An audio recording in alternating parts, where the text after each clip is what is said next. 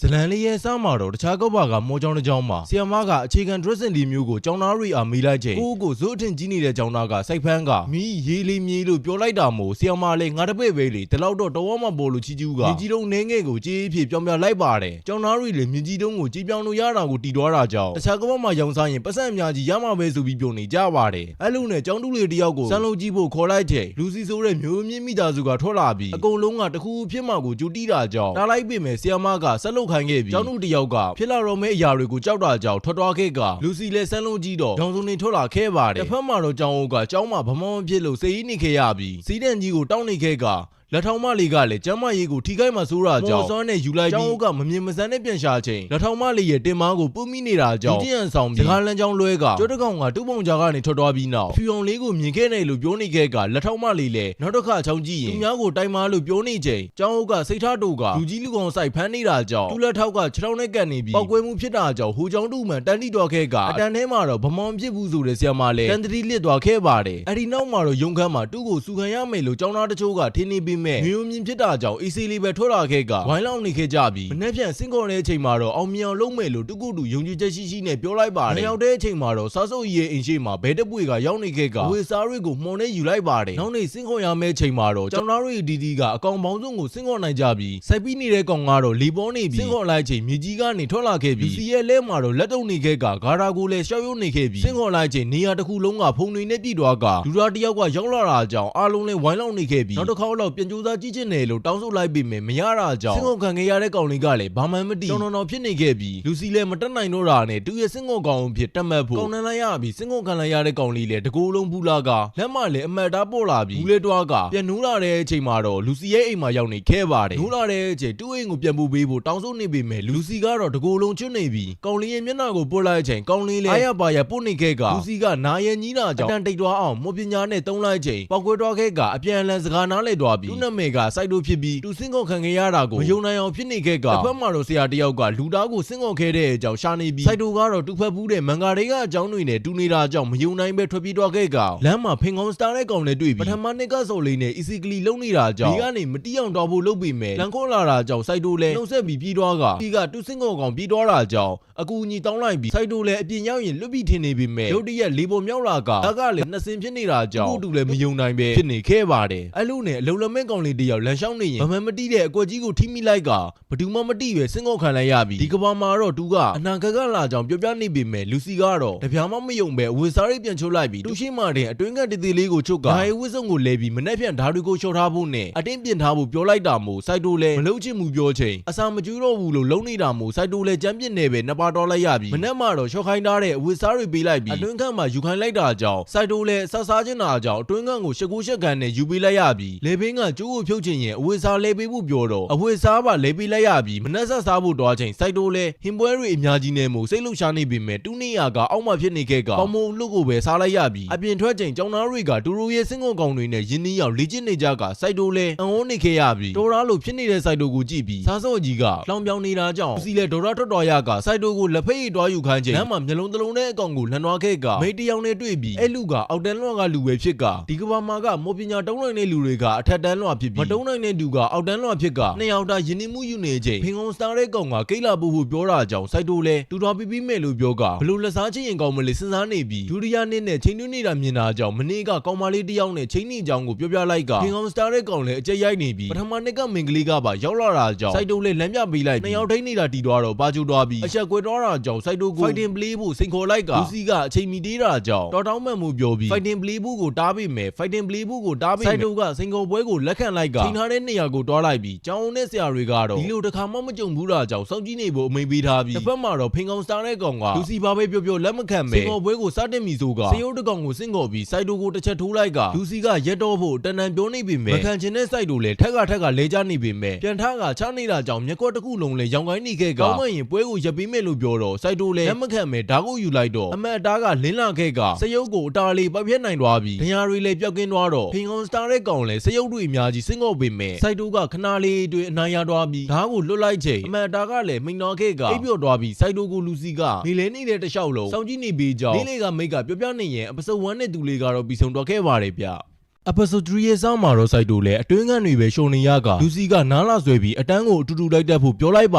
တယ်အတန်းထဲမှာတော့ dressing လေးခုအကြောင်းပဲရှင်းပြနေပြီးအများစုကတခုပဲတုံးနိုင်ပေမဲ့တခုမှမတုံးနိုင်တဲ့သူကိုရှိတယ်လို့ပြောချိန်အားလုံးကလူစီကိုပဲလက်ကြည့်နေကြကအတန်းပြီးတဲ့အချိန်စိုက်တိုကတစ်ချိန်လုံး dressing မတုံးနိုင်ကြောင်းပဲပြောပြီးတချင်နဲ့ပါလှုပ်ပြီးဆုံးနေတာအကြောင်းလူစီလည်းစိတ်တို့တော်ခဲ့ကထမင်းငတ်နေဖို့ပြောလိုက်တာကြောင့်စိုက်တိုတယောက်ငတ်နေပြီးလူစီကိုတောင်းဆိုပေမဲ့နိုးမပဲဖြစ်နေတာကြောင့်စိုက်တိုလည်းမျက်နှာငယ်လေးနဲ့ပြောလိုက်မှအပြင်မှာတောရှက်စားဖို့ခွင့်ပြုလိုက်ကအပျော်လွန်ပြီး dressing 0အပြင်ရင်သားစိုက်ကပါ0ဖြစ်နေလေကိစ္စမရှိဘူးလို့ပြောလိုက်တာကြောင့်စိုက်တိုလည်းရင်သားကိုထိခိုက်တာမို့အပြင်မှာပဲအိတ်ခိုင်းလိုက်ပြီးအပြင်မှာမိတ်တယောက်နဲ့တွေ့ကစပူဆောင်ကိုခေါ်သွားပြီးစပူမူတွေကအရင်နေ့ကစိုက်တိုတယောက်အထက်တန်းလွှာတယောက်ကိုအနိုင်ရသွားတာကြောင့်အားလုံးကတူးဖတ်နေဖြစ်နေခဲ့ပြီးအထင်ကြီးလွန်ပြီးတူနဲ့ပါနမ်းပေးဖို့ပြောပြီးကတ်လာတာကြောင့်စိုက်တိုလည်းမနှဲဖယ်နေခဲ့ရပါတယ်အဲ့ဒီနောက်မိတ်နဲ့စကားပြောနေကြကမိတ်ကနောက်လဲစိုက်တိုနဲ့အတူတူစကားပြောချင်သေးတယ်လို့ပြောတော့စိုက်တိုလည်းချက်သွားပြီးအခန်းထဲကိုပြန်တဲ့အချိန်စားစုပ်ကြီးရဲ့ဖို့ကအခန်းထဲဆွဲခေါ်သွားကအထဲမှာစားစုပ်ကြီးကဆွဲဆောင်နေခဲ့ပြီးရှင်းမိနေပြီးပြောကစိုက်တိုအပေါ်တက်ပြီးနမ်းမလို့လုံးချိန်ထိန်ထားတဲ့ကောင်တယောက်ကရောက်လာတာကြောင့်နောက်နေ့မှလာဖို့ပြောပြီးမိနဲ့ပြစ်လိုက်ကစိုက်တိုကိုလည်းတူတငယ်ချင်းတယောက်ပါလို့ပြောပြီးမယ်နောက်ထပ်တယောက်ပြန်ရောက်လာတာကြောင့်မိနဲ့ပြန်မိုးလိုက်က3ယောက်တော့ထက်ရောက်လာခဲ့ပြီးဖို့ကုံမိမှုခိုင်းလိုက်ကဆက်လုံကြဖို့ပြောပြီးနန်းနေချိန်လူစီကရောက်လာခဲ့ကပြန်ခေါ်ပေးမဲ့စားစုပ်ကြီးကတူရဲ့အစကိုယူမတွားဖို့ပြောနေပြီးနောက်ဆုံးချိန်တတိပေးကနားကိုဆွဲပြီးခေါ်တော့လိုက်ပါတယ်အဲ့လိုနဲ့အခန်းထဲရောက်တော့လူစီလည်းချိန်စဲနေခဲ့ကကြာဖို့နဲ့ရိုက်ပြီးဆုံးမနေခဲ့ကအမိမကလွှင့်ရင်တခြားမိမတွေနဲ့ပတ်တက်လို့ရကြောင်းပြောတော့စိုက်တိုလည်းတဝင်သူနေတာလားလို့မေးတော့အမေနဲ့ရွာကိုလွမ်းတော့အောင်ငယ်ပါကိုအာပြင်းပြင်းနဲ့ကန်လိုက်ပြီးအဲစားစုပ်ကြီးနဲ့သူတို့ကမျိုးစင်စက်ရန်သူတွေဖြစ်တာကြောင့်မပတ်တက်ဖို့ခေါင်းကိုညင်တတာနဲ့နန်းရင်ပြောလိုက်ပါတယ်နောက်တော့မှစားစုပ်ကြီးရဲ့ဖို့ကအတင်ဆွဲခေါ်တော့ကြောင့်တီးတော့ဓာရမဖြစ်ပြီးဘာမှမလုပ်နိုင်တာလားလို့မေးချိန်စိုက်တိုလည်းဓာတ်ကိုပထမဆုံးချိန်ကင်ဖူးရဖြစ်ကြောင်းပြောပြီးလူစီလည်းစဉ်းစားမိတော့ကမနှက်ပြန်ဒေါက်တာဝဲဖို့ပြောပြီးစောစောအိတ်ခိုင်လိုက်ပါတယ်နောက်နေ့မနှက်မှာတော့ဒေါက်တာဝဲဖို့မြင်စီသွားကြပြီးစိုက်တိုကရင်နာတေးသေးလေးတွေကိုကင်ကအနောက်ကနေလိုက်စီးနေပြီးအဲ့ဒါကိုမြင်နေစားစုပ်ကြီးလည်းတူတငယ်ချင်းစီအကူကြီးတောင်းပြီးသူတို့နောက်ကနေလိုက်ဖို့ပြောချိန်ကောင်မလေးလည်းသူ့ရဲ့စင်ကောကောင်ငကားကြီးကိုခေါ်လိုက်ကမြင်တွားဖို့နဲ့မြင်းဘောကလူ2ယောက်ကိုတော့မစားဘူးပြောလိုက်ပါတယ်အဲ့လိုနဲ့နောက်ကလိုက်လာခဲ့ပြီးစိုက်တိုနဲ့လူစီလည်းဆိုင်ကိုရောက်လာကဓာတွေကိုစမ်းကြည့်တော့ဆိုင်ရှင်ကလည်းထည့်စားချင်းတာကြောင့်ဈေးတွေကိုရှောက်တင်နေပြီးစိုက်တိုကတဘောကြပေမဲ့လူစီကဈေးအနည်းဆုံးဓာတ်ကိုယူမယ်လို့ပြောကဘယ်သူမှမတုံးတော့တဲ့ဓာတ်တစ်ချောင်းကိုဝယ်လိုက်ပါတယ်အဲ့ဒီနောက်မှာတော့စားစော့ကြီးလည်းအကောင်ဆုံးဓာတ်ကိုယူလာခဲ့ကအဘောစားဓာတ်ဝက်ခဲ့တဲ့လူစီကိုလည်းနေပြီးသူကဆိုင်ရှင်ကိုမြူဆွဲပြီးဈေးနည်းနည်းနဲ့ဝယ်ခဲ့တဲ့ဆိုတာကိုတော့တူတငယ်ချင်းပဲတိကစားစော့ကြီးနဲ့လူစီလည်းရန်ဖြစ်နေပြီး2ယောက်တာချမ်လာလုံးနေတာကြောင့်ကောင်မလေးကဝင်သားနေရပြီးစိုက်တိုကိုပဲယူခိုင်းတော့စိုက်တိုလည်းတခုမှမရွေဘူးပြောချိန်တောက်ခွက်ကိုဖြစ်ကန်လိုက်ရပြီးရုတ်တရက်ဓာတ်ကစကားပြောလာတာကြောင့်အော်တွားပြီးစိုက်တိုလည်းဒီခက်တုံဓာတ်ကိုပဲယူမယ်လို့ပြောလိုက်ပါတယ်အဲ့လိုနဲ့တစ်ဖက်မှာတော့မျိုးစားမတ်ကကျောင်းအုပ်စီတွားကတဘောတူးညီမှုတစ်ခုယူနေပြီးပြန်တော်ဖို့လုံးချိန်လက်ထောက်ကိုပါဖုန်ချောင်းတွားပြီးလက်ထောက်ကတော့အမြင်ကက်နေခဲ့ကကျောင်းအုပ်ကိုမေးချိန်ဟိုတနေ့ကတခိုးတယောက်အထက်တန်းလွန်စီကပစ္စည်းတွေကိုခိုးထားတာကြောင့်ကျောင်းကရတနာတွေကိုလည်းဓာတ်ကူးမှစိုးရိမ်တာကြောင့်တော်ဝင်နန်းတို့ကိုအတားစီးတစ်ခုကာရံပေးဖို့ပြောနေတုန်းကျောင်းအုပ်ကမော်စောနဲ့လက်ထောက်ရဲ့ကြောကိုတိုးလိုက်ချိန်လက်ထောက်လည်းကျောင်းရဲ့စောက်ခွက်ကိုပြန်ပစ်ပေးလိုက်ပါတယ်ရောက်တဲ့အချိန်မှာတော့စိုက်တိုကအတွင်းကန့်ကိုရှုံနေတုန်းမိတ်ကရောက်လာကသူလျှော်ပေးဖို့လှုပ်လိုက်ပြီးစိုက်တိုကိုဘယ်နေရာကလာခဲ့တာလဲလို့မေးချိန်စိုက်တိုလည်းဖြေမရဖြစ်ကအဝေးကလာခဲ့တာဖြစ်ကြောင်းမပြောလိုက်ပြီးမိတ်ကစိုက်တိုကိုအောက်တန်းလော့ကအထက်တန်းလော့လို့လူကိုတိုက်ခိုက်နိုင်ခဲ့တာဟာသူ့အတွက်ခွန်အားများကြီးရတာကြောင့်ကျေးဇူးတင်တယ်လို့ပြောကထွက်သွားလိုက်ပါတယ်အဒီနောက်မှာတော့စိုက်တိုလည်းအခန်းထဲပြန်မှုလုပ်တော့စားစုပ်ကြီးကအရင်နေ့ကသူဝယ်ခဲ့တဲ့ဓာတ်ကိုအလကားပေးမယ်လို့အခန်းထဲခေါ်သွားကစိုက်တိုလည်းကောင်းလေးတွေအများကြီးရှိတာတော့ဘာလို့တူးစီပဲလက်ကနေတာလဲလို့မေးတော့စားစုပ်ကြီးလည်းပူးမွင့်လင်းလင်းပဲစားချင်လို့ပြောတာကြောင့်စိုက်တိုလည်းချက်ချင်းပဲထွက်သွားဖို့လုပ်တော့စားစုပ်ကြီးကတူရဲ့လက်စွပ်တွေငကက်တွေပါမကြံအမွေပေးထားတဲ့ဘူဘွားစင်စက်စာအုပ်နဲ့ပါမြူဆွဲပေးမဲ့လက်မခံမဲ့အတင်းထွက်သွားဖို့လုပ်တာကြောင့်စားစုပ်ကြီးကဖန်လို့မရတဲ့ဓာတ်ကောင်ကိုပူဖမ်းခြင်းနဲ့လို့ပြောနေချိန်လူစီကရောက်လာခဲ့ကချက်ချင်းပြန်ခေါ်သွားပြီးအခန်းထဲရောက်တဲ့ချိန်သူစကားနားမထောင်ပဲအမီနဲ့နဲ့တွားနေတာကြောင့်ကြပ်ဖို့နဲ့တီးပေးလိုက်ပါတယ်နောက်တနေ့မနက်မှာတော့လူစီကစိုက်တိုကိုတခြားစင်ကောကောင်တွေနဲ့အတူတူတွားနေဖို့ပြောပြီးစိုက်တိုတွားနေပြီမဲ့အစင်မပြေတာကြောင့်လမ်းလျှောက်နေတုန်းစဖူးမှုနဲ့တွေ့ကအရင်လိုအကျွင်းကြံတွေကိုအားရပါရတော်စားနေပြီးမိကုံမမြင်တာကြောင့်မေးလိုက်ချိန်မျိုးစားမတ်ကိုအလုပ်ကျွေးပြုဖို့ထွက်သွားရတယ်လို့ပြောလိုက်တော့စိုက်တိုလည်းသူ့ကိုနှုတ်ဆက်မတော်ပဲထွက်သွားတာကြောင့်ဓာတ်ကစကားလမ်းပြောကအထက်တန်းလွှာကငင်ညွေတဲ့အိမ်ဖော်ကိုခေါ်ယူခံထားရင်သူ့ရဲ့အပြုံမရဖြစ်လာမှာလို့ပြောတော့ဝမ်းနေတော့ခဲ့ရပြီးနောက်နေ့မှာတော့ဖင်ကောင်းကျန်တဲ့ကောင်လေဒုတိယနေ့ကကောင်မလေးနဲ့အဆင်ပြေနေတော့စိုက်တိုကရောက်လာတာကြောင့်သူ့ရဲ့အချစ်ကိုမနှောက်ယှက်ဖို့ကြိုးစားပေမဲ့စိုက်တိုကမေးဆက်ရှိလို့ပဲလို့ပြောလိုက်ပါတယ်စိုက်တိုပြန်မလာတေးတာကြောင့်စောင့်နေပြီးစားစော့ကြီးလေသူ့ရဲ့အစားအစာကျွေးချင်တာကြောင့်စိုက်တိုကိုလာရှာတာဖြစ်ပြီးစကားများနေချိန်ဖင်ကောင်းစတာတဲ့ကောင်ကသူ့စီမှာမျိုးစားမက်ရဲ့အိမ်ဘယ်နားမှရှိလဲမိတော့တယ်လို့ပြောလိုက်ကတစ်ဖက်မှာတော့စိုက်တိုကတနာကြီးလောက်လမ်းလျှောက်သွားပြီးမျိုးစားမက်အိမ်ရောက်ချိန်အဆောင်တယောက်နဲ့တွေ့ကအထဲမှာတော့မျိုးစားမက်ဟာမိတ်ကိုပူတီပွတ်တက်လုံနေပြီးစိုက်တိုကိုတွေးဖို့ခေါ်တာကြောင့်တွားတွေးချိန်အောက်တန်းလွှာကလူဖြစ်တာကြောင့်ချက်ချင်းပဲမောင်ထုတ်ဖို့ပြောပြီးမယ်စိုက်တိုကမိတ်ကိုပြန်လွတ်ပေးရင်ဘာမဆိုလုပ်ပေးပါမယ်လို့တောင်းဆိုလိုက်ပြီးအထက်တန်းလွှာကအိမ်ဖော်တယောက်ကိုအပြုံမရလုံးလို့ရတာလားလို့မေးလိုက်တော့မျိုးစားမက်လည်းသူ့လိုအထက်တန်းလွှာကိုခါစားရတာဂုံယူဖို့တော့ကောင်းသေးတယ်လို့ပြောတာကြောင့်အနာဂတ်ကလာတာ ဖြစ်တဲ့ စိုက်တိုလဲတူအတွက်မတရားတာကြောင့်စိတ်တို့သွားပြီးနာဘူးတောက်ဖူကြီးလို့ဆယ်လိုက်တာကြောင့်မော်တို့ကိုယူလိုက်ပြီးတီလူဖို့လှုပ်ချိန်မိတ်ကထွက်လာခဲ့ကခွန်းလွတ်ပေးဖို့တောင်းဆိုလိုက်ပြီးမျိုးစားမက်လဲသူကစာအုပ်စုဆောင်ရတာဝါဒနာပါတာဖြစ်ပြီးတူတဲတဲ့ရှာနေတဲ့စာအုပ်တအုပ်လည်းရှိကအဲ့ဒီစာအုပ်ကမော်ဆရာတယောက်မတော်တဆစင့်ကုန်မိလိုက်ပြီးတူတမီကိုအမွေအဖြစ်ပေးထားကတူတမီကစိုက်တိုတို့အကြောင်းမှရှိကြောင်းပြောတော့စိုက်တိုလဲစားစောကြီးမှန်တိပြီးအပြေးပြန့်သွားချိန်လမ်းမှာမြင်းစည်းလာတဲ့လူစီနဲ့တွေ့ပြီးအခန်းထဲပြန်ရောက်ချိန်ဘာမှမဖြစ်သလိုဟန်ဆောင်ကစကားနာတော့အမီလူစီအိတ်နေတဲ့အချိန်စားစောကြီးစီတွားပြီးစာအုပ်ကိုတောင်းလိုက်ကစားစောကြီးလဲတူအတွက်အတုံးမဝင်တာကြောင့်ပြီးလူရပေမဲ့တူနဲ့ချင်းတူရမယ်လို့ပြောတာကြောင့်စိုက်တိုလဲဒေါ်ရထွက်ကဓာတ်ကိုယူလိုက်ပြီးမြင်းကိုမစီနဲ့စီတက်နဲ့တော်လိုက်တာကိုငကားမဲတော့ကမြင်သွားပြီးတစ်ဖက်မှာတော့မိတ်ကရေချိုးနေပြီးမျိုးသားကိုခါစားဖို့အတွက်အချိန်နီးနေပြီဖြစ်ကစိုက်တိုကိုတန်းထားနေပြီးစားစောကြီးတို့ကတော့စိုက်တိုဟာမျိုးသားတို့စီကိုတွားလိုက်တာကြောင့်လူစီကိုအတင်းနှုံးလိုက်ပြီးစိုက်တိုရောက်သွားတဲ့အချိန်အဆောင်နဲ့ထပ်တွေ့ကဖန်ခိုင်ထားတာကြောင့်မျိုးသားရှိရောက်သွားကဓာတ်ထုတ်လိုက်ချိန်ငကားမဲတော့လည်းအချိန်မြမြန်နဲ့ရောက်လာနေပြီးမျိုးသားကလည်းအစင်မြင့်မော်စရာဖြစ်တာကြောင့်စိုက်တိုကိုလွယ်လွယ်လေးပဲတိုက်ခိုက်နေချိန်လူစီကအချိန်မီရောက်လာကကာပေးလိုက်ပြီးအဲ့ဒီနောက်မှာတော့မျိုးသားကမကျေနပ်ပဲစားစောကြီးကတူမွေရထားတဲ့စာအုပ်ကိုဖောင်ကြားတဲ့ကထုတ်ပြလိုက်ချိန်မျိုးသားမင်းလည်းဝမ်းတာသွားပြီးမိတ်ကိုလည်းပြန်လုံပေးလိုက်ကစာအုပ်ကိုဖွင့်ကြည့်လိုက်ချိန်အပြာမန်ကာကြီးဖြစ်နေပြီးအဲ့ဒီနောက်မှာတော့မိတ်ကကျေးဇူးတင်ကြောင်ပြောကစိုက်တိုကိုကောင်းတယ်လိုက်ပြီးလူစီကတော့စိုက်တိုကိုဘလို့ပြစ်ပေးရမလဲစဉ်းစားနေရင် episode 3နဲ့4လေးကပြီးဆုံးတော့ခဲ့ပါတယ်ဗျ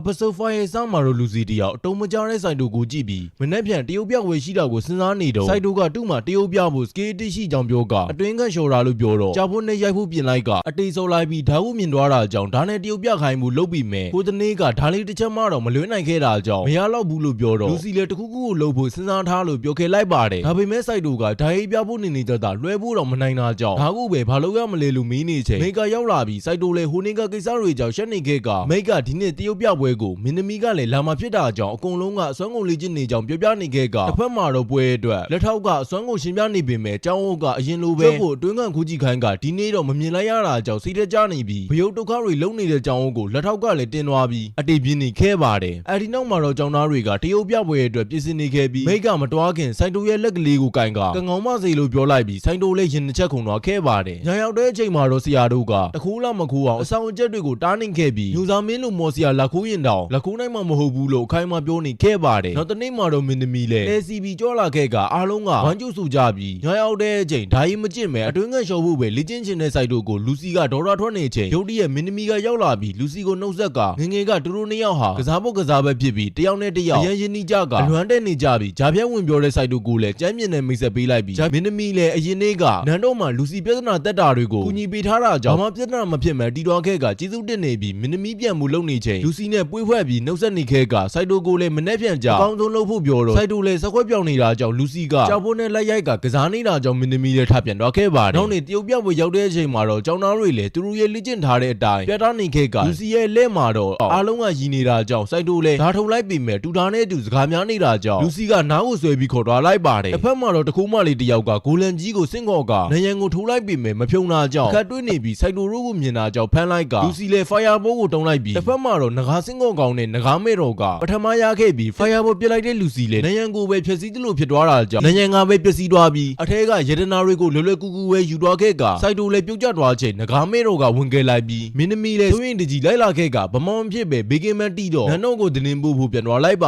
တယ်အဲ့ဒီနောက်မှာတော့စိုက်တိုကသူ့ကိုဂူလန်ကြီးကိုဖမ်းတဲ့အချိန်ဘာလို့မပြေးတာလဲလို့မေးတော့လူစီလည်းမော်စရာတယောက်ကဘယ်တော့မှသူ့ရဲ့စင်ကောကောင်ကိုမစွန့်ပစ်ဘူးလို့ပြောနေခဲ့ပါတယ်အဲ့လိုနဲ့နောက်နေ့မှာတော့စားစော့ကြီးကစိုက်တိုကိုမုန်းခွန့်ကျွေးနေပြီးအဲ့ဒါကိုကြည့်နေတဲ့လူစီလည်းနှခမ်းကြီးထောက်ကစိတ်ဆိုးနေပြီးစိုက်တိုကိုလည်းပြင်နေခဲ့ပါတယ်အဲ့ဒီနောက်မှာတော့လူစီနဲ့ငကားမဲတော်အားကျောင်းအုပ်ကြီးကရုံခန်းကိုချက်ချင်းတော့ဖို့ခေါ်လိုက်ပြီးစားစော့ကြီးကလည်းလိုက်လာခဲ့ကအဲ့ဒီနောက်မှာတော့လက်ထောက်လေဒီနားကတောအုပ်ထဲမှာမူမမှန်တဲ့သူတယောက်နေကြောင်ပြောပြလိုက်ပြီးသူဆွဲထားတဲ့ပုံကိုလည်းချက်ချင်းပြလိုက်တဲ့အချိန်အရင်နေ့ကဝင်ခိုးတဲ့တခုမှပဲလို့ပြောလိုက်ပြီးကျောင်းအုပ်ကြီးကတူတူရဲ့မော်လက်နက်ကိုပြန်သွားယူဖို့တွားချင်းတဲ့သူကိုလက်ညှိုးထောင်မှုပြောချိန်အကုန်လုံးကတွန်းဆုံးနေပေမဲ့လူစီကအရင်ဆုံးစားထောင်လိုက်ကစားစော့ကြီးနဲ့ငကားမဲတော်လည်းအတူတွားဖို့လက်ညှိုးထောင်လိုက်ရပြီးအဲ့ဒီနောက်မှာတော့ကျောင်းအုပ်ကငကားမဲတော်နဲ့စားစော့ကြီးတို့ရဲ့လုံနိုင်စွမ်းတွေကိုချီးကျူးနေပေမဲ့လူစီရဲ့လက်မှာတော့ပြောစရာစကားမရှိပဲလူစီရဲ့စင်ကောကောင်စိုက်တိုကိုပဲအထက်တန်းလွှာကိုအနိုင်တိုက်နိုင်ခဲ့တဲ့သူရဲကောင်းလို့ပဲပြောလိုက်ပြီးအဆောင်အကျက်အနေနဲ့လက်ထောက်မလေးကပါလိုက်ခဲ့မယ်လို့ပြောပြီးအတူတွားကြကလမ်းမှာတော့လက်ထောက်မလေးကမော်ပညာတုံးနိုင်တိုင်းလဲအထက်တန်းလွှာမဟုတ်ပဲရာဇဝတ်မှုတို့ပြစ်မှုတို့လုံးမိရင်အထက်တန်းလွှာဘွဲကိုဆုံးရှုံးရမှာဖြစ်ပြီးသူလည်းအဲထဲကတယောက်ဖြစ်ကြောင်းပြောပြလိုက်ကဘလို့ဆုံးရှုံးခဲ့ရတာလဲလို့မေးတော့လုံးဝထားပြီးစားစော့ကြီးကတော့စိုက်တိုနာကတ်ထိုင်ကလူစီနဲ့ရန်ဆနေကြပြီးစိုက်တိုကိုထားပေးလိုက်ကဘိုးတလုံးနဲ့ပုတ်နေတာကြ ကြောင့်လူစီစီကခွန်းတောင်ကဓာတ်အုပ်ယူလိုက်အိမ်ကိုရောက်တဲ့အချိန်မှာတော့ဘယ်သူမှမရှိတာကြောင့်အထဲကိုဝင်သွားပြီးလူစီကအပြင်မှာစောင့်နေခဲ့ကထောက်မလေးလည်းအနီးနားကိုကင်းလဲပေးမယ်ပြောပြီးထွက်သွားလိုက်ကအထဲမှာတော့ဖုန်တွေနဲ့ညစ်ပတ်နေပြီးအပြင်ထွက်ဖို့လှုပ်ချိန်ငကားမဲတော်ကမော်လန်နက်ကိုတွေ့သွားခဲ့ပြီးအပြင်မှာတော့ဂိုလန်ကြီးကရောက်လာခဲ့ကငကားမဲတော်ကစတိုက်ခိုက်လိုက်ပေမဲ့မမဖြုံကစားစုံကြီးလည်းတူရဲ့မီနဲ့ပြန်တိုက်ခိုက်ချိန်ဂိုလန်ကအတားလေးဖဲ့လိုက်ပြီးအနောက်ကလူစီလည်းတော်စားချိန်ဂိုလန်ကလှဲလာခဲ့ကစိုက်တိုကပြေးဖို့လှုပ်ခိုင်းပြီးမဲ့ခေါင်းမတဲ့အထက်တန်းလွှာမပြေးဘူးဆိုကမော်ဆွမ်းသုံးပြီးမဲ့အရာတော့မပြေပဲဖြစ်နေခဲ့ပါတယ်အဲ့လိုနဲ့ဂိုလန်ကလက်နဲ့ထူလိုက်ချိန်စိုက်တိုကဝင်လာပြီးအတိစိတ်ဝင်အောင်ပါတစ်ချက်ရိုက်ကတင်းရင်အထက်တန်းလွှာလည်းဘာမှမထူးဘူးလို့ပြောချိန်လူစီလည်းငိုပြီးလူတိုင်းကတစ်ချိန်လုံးသူ့ကိုဝိုင်းဟားနေကြတာကိုသူကရန်ရှက်တာဖြစ်ပြီးတေတွားရင်တော့ထပ်ပြီးအလောင်ခံနေရမှာဖြစ်တာကြောင့်ငိုနေခဲ့ပါတယ်အဲ့လိုနဲ့ငကားမဲတော်စီခေါ်သွားပြီးစိုက်တိုကတယောက်တည်းရင်ဆိုင်ဖို့စားစုံကြီးပေးထားတဲ့ဓာတ်ကိုထုတ်ပြီးတွားခုန်လိုက်ပြီးမဲ့ဓာတ်ကကြိုးတော့ခဲ့ကသူ့ရဲ့တွဲဖို့ဓာတ်ကတုံးချင်ရင်သူ့ကိုတုံလို့ရတယ်လို့စကားပြောလာတာကြောင့်စိုက်တိုလည်းဓာတ်ကိုဆွဲလိုက်ချိန်အမတ်အတားကပြန်လင်းလာခဲ့ကဂိုလန်ရဲ့လက်ကိုအေးအေးဆေးဆေးလေးပဲပိုင်းလိုက်ပြီးလူစီကတူလေကူညီပေးချင်တာကြောင့်မော်လက်နက်ကိုယူပြီးငကားပေါ်ကခုန်ကြကမော်လက်နက်ကိုအတုံးပြုပြီးမဲ့မရတာကြောင့်စိုက်တိုလည်းသူတို့ပြောနေတယ်မော်လက်နက်ဆိုတာဟာလောင်ချဖြစ်နေပြီးဒါကိုဒီလိုတုံးရတယ်ဆိုကဂိုလန်ကိုတစ်ချက်တည်းပြခွဲလိုက်ပါတယ်အဒီနောက်မှာတော့အနိုင်ရတွားလို့ပြောနေပေးမဲ့လက်ထောက်မလေးကလောင်ချဖို့ကိုင်းကတူဒီလက်နက်ကိုအတုံးမပြုတ်တတ်တာကြောင့်ဆရာတွေကိုထောင်ချောင်းစင်ပြီးလှုပ်လိုက်ပြီးမဲ့လူစီတို့ကပဲရောက်လာကနောက်ဆုံးမှာတော့တူရရဲ့ချက်ဖြစ်တဲ့မော်လက်နက်ကိုအတုံးပြုတဲ့နီတီတော်ပြီဖြစ်တာကြောင့်မလိုတော့ဘူးလို့ပြောပြီးနှုတ်ဆက်ခဲ့တယ်လို့ပြောကခလုတ်ကိုနှိမ့်လိုက်ချိန်စိုက်တိုကဓာတ်ကိုဆွဲကဘိုက်ကိုဓာတ်လက်ကင်နဲ့ထိုးလိုက်ပြီးဓာတ်ကတစ်ချက်ပဲပြစ်လို့ရတယ်လို့ပြောလိုက်ကဖမ်းနိုင်လိုက်ပြီးကျောင်းကိုပြန်ရောက်လာတဲ့အချိန်မှာတော့ကျောင်းအုပ်ကသူတို့တုံယောက်ကိုတော်ဝင်နန်းတော်ကစုပေးမှဖြစ်ပြီးစိုက်တိုကအောက်တန်းတော်ကဖြစ်တာကြောင့်စုမရကစိုက်တိုလည်းတူ့အတွက်စုကရေမကြီးကြောင်းနဲ့မေးစရာပဲရှိတယ်လို့ဆိုကကျောင်းအုပ်ကြီးကိုဒီကမမနေချင်ဘူးလို့ပြောပြီးအဲ့ဒီမော်လက်နက်ကလည်းတုတ်ကဝါကလာတဲ့လောင်ချဖြစ်ကြောင်းပြောပြလိုက်ပြီးကျောင်းအုပ်ကလည်းလွန်ခဲ့တဲ့နှစ်30ကထူးဆန်းတဲ့ဝစ်စုံတဲ့လူတစ်ယောက်ကအဲ့ဒီမော်လက်နက်တစ်ခုနဲ့သူ့ကိုကက်တင်ပေးခဲ့တာဖြစ်ကအဲ့ဒီလူကိုကက်တင်ပေးဖို့လုပ်ပြီးမဲ့နောက်ကျတော့ခဲ့ပြီးသူ့ဘက်ကလာလို့လာမှန်းတော့မတီးကြောင်းပြောတော့စိုက်တိုလည်းသူအိမ်ပြန်ဖို့တဲလွန်စားများရမလားလို့ထင်ပေမဲ့ဘာမှမတီးရတာကြောင့်စိတ်တူသွားပြီးညပါတီကျင်းပတဲ့အချိန်တယောက်တည်းမိုင်နေခဲ့ကလူစီရောက်လာတဲ့အချိန်ကောင်လေးတွေကဝင်ဝိုင်းနေနေပြီးအတူတွဲကပေးဖို့တောင်းဆိုနေပေမဲ့စိုက်တိုစီကိုပဲတက်တက်လျှောက်လာကသူနဲ့အတူတွဲကပေးဖို့ပြောလိုက်တော့စိုက်တိုလည်းရင်ရင်ကြီးကြီးပြောရင်တွဲကပေးမယ်လို့ပြောလိုက်ပြီးလူစီလည်းဒီညတော့စိတ်လျှော့ပြီးချိုချိုတတာပြောလိုက်ကနှစ်ယောက်တာတွဲကနေကြပြီးစိုက်တိုကိုလည်းအခုတော့တခြားကပါကလာတယ်ဆိုတာကိုတကယ်ယုံသွားပြီလို့ပြောပြီးသူ့ကိုဂိုလန်စီကကယ်ပြီးခဲ့တဲ့အတွက်လည်းကျေးဇူးတင်တယ်လို့ပြောက episode 5နဲ့ episode 6လေးကပြီးဆုံးတော့ခဲ့ပါတယ်ဗျ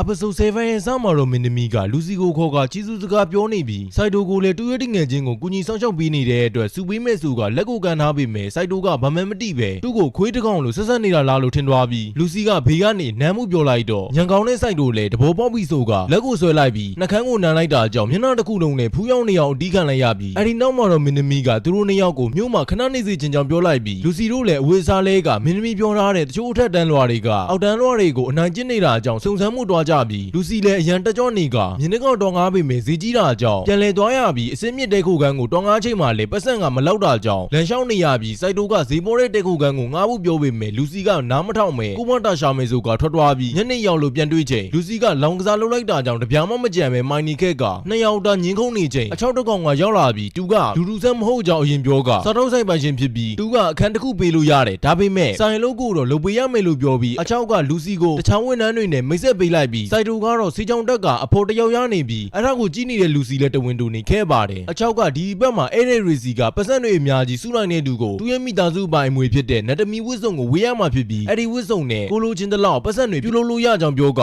လူစီလည်းစိတ်ဝင်စားသွားပြီးနောက်နေ့ service ပေးတဲ့အချိန်လူစီကဝိုင်းကိုငယ်ပေးပြီးမယ်ရှမ်းသွားပြီးအဲ့တဲ့ကချစ်စရာကောင်းတာကြောင့်ခွန်းလို့ကနှုတ်ကိုကြည့်လိုက်ချိန် highway လမ်းမကြီးဖြစ်နေတာကြောင့်ရှက်စရာပဲလို့ပြောတာကြောင့်လူစီလည်းစိတ်တို့သွားကဝမ်ခွန်းနဲ့ပတ်လိုက်တာမို့အချောင်လေးဝင်ကူညီပေးလိုက်ရပြီးညရောက်တဲ့အချိန်မှာတော့လူစီကသူ့လိုအထက်တန်းလွှာကဒီလိုလုံးနေရတာကြောင့်ဒေါ်လာထွက်နေပြီးစိုက်တိုကအေးအေးဆေးဆေးပဲဖြစ်နေကအောက်မှာအိတ်နေပြီးလူစီလည်းအိတ်မပျော်ပဲဖြစ်နေခဲ့ပါတယ်ဒီလိုနဲ့လင်းနှုံးတွေကထထောင်ကျန်းနေတာကြောင့်စိုက်တိုနဲ့ပဲအတူတူအိတ်လိုက်ပြီးနောက်နေ့မှလည်းလာတော်များဧည့်သည်တွေကသူ့ကိုနှုံပြားမလို့ပဲပြောနေကြတာကြောင့်ပြဿနာတက်နေပြီးစိုက်တိုကတော့စေချောင်းဖော့ကအချောင်းရွက်တမီဖြစ်နေတာကြောင့်မယုံနိုင်အောင်ဖြစ်နေပြီးပကံမှာလွတ်ကျသွားကလူစီလည်း highway လမ်းမကြီးဖြစ်နေလို့အစင်မပြေရတဲ့ကြားတဲ့စိုက်တိုကရင်သားကြီးကြီးတယောက်နဲ့ជីနူးနေတာကိုမြင်နေရတာမို့အမြင်ကပ်နေပြီးပလင်းနဲ့ပစ်ပေးလိုက်ကမေးသွား သွားပြီးပြန်နိုးလာတဲ့အချိန်အချောင်းရဲ့တမီကလူစီနဲ့မောင်နှမမဟုတ်ဘူးမလားလို့မေးပြီးလူစီကအထက်တော်လာကမလားလို့ပြောတော့စိုက်တူလည်းလန်းလန်းနဲ့ဖြစ်နေခဲ့ရပါတယ်အချောင်းရဲ့တမီကတောင်ဝင်တစ်ခုနဲ့လာတာမလားလို့မေးကတူလည်းစိတ်ဝင်စားတာကြောင့်ပြောပြဖို့တောင်းဆိုပြီးအပြန်အလှန်နေနဲ့ပြန်တင်ပေးမဲ့ဆိုကစိုက်တူရဲ့လက်ကိုသူ့ရင်နာပေါ်တင်လိုက်တော့လူစီကရောက်လာတာကြောင့်အမြန်ရှင်းပြဖို့လုပ်ပြီးမယ်ငေပါကိုပဲအကန်ခံလိုက်ရပြီးဆွဲသွားကအချောင်းရဲ့တမီကိုလည်းသူကရင်နာတေးပြီးမယ်အခုပြန်ပွဲကိုပထမရအောင်လုပ်ပြမယ်လို့အားချောင်းလိုက်ပြီးအပြင်ရောက်တော့ဘာလို့ရမှန်းမသိစိတ်တကြနေခြင်းအထက်တော်လာတယောက်ကရောက်လာခဲ့ကအကုန်လုံးလည်းကြောက်နေပြီးစိုင်နေကလူတွေအကုန်လုံးကိုမောင်းထုတ်က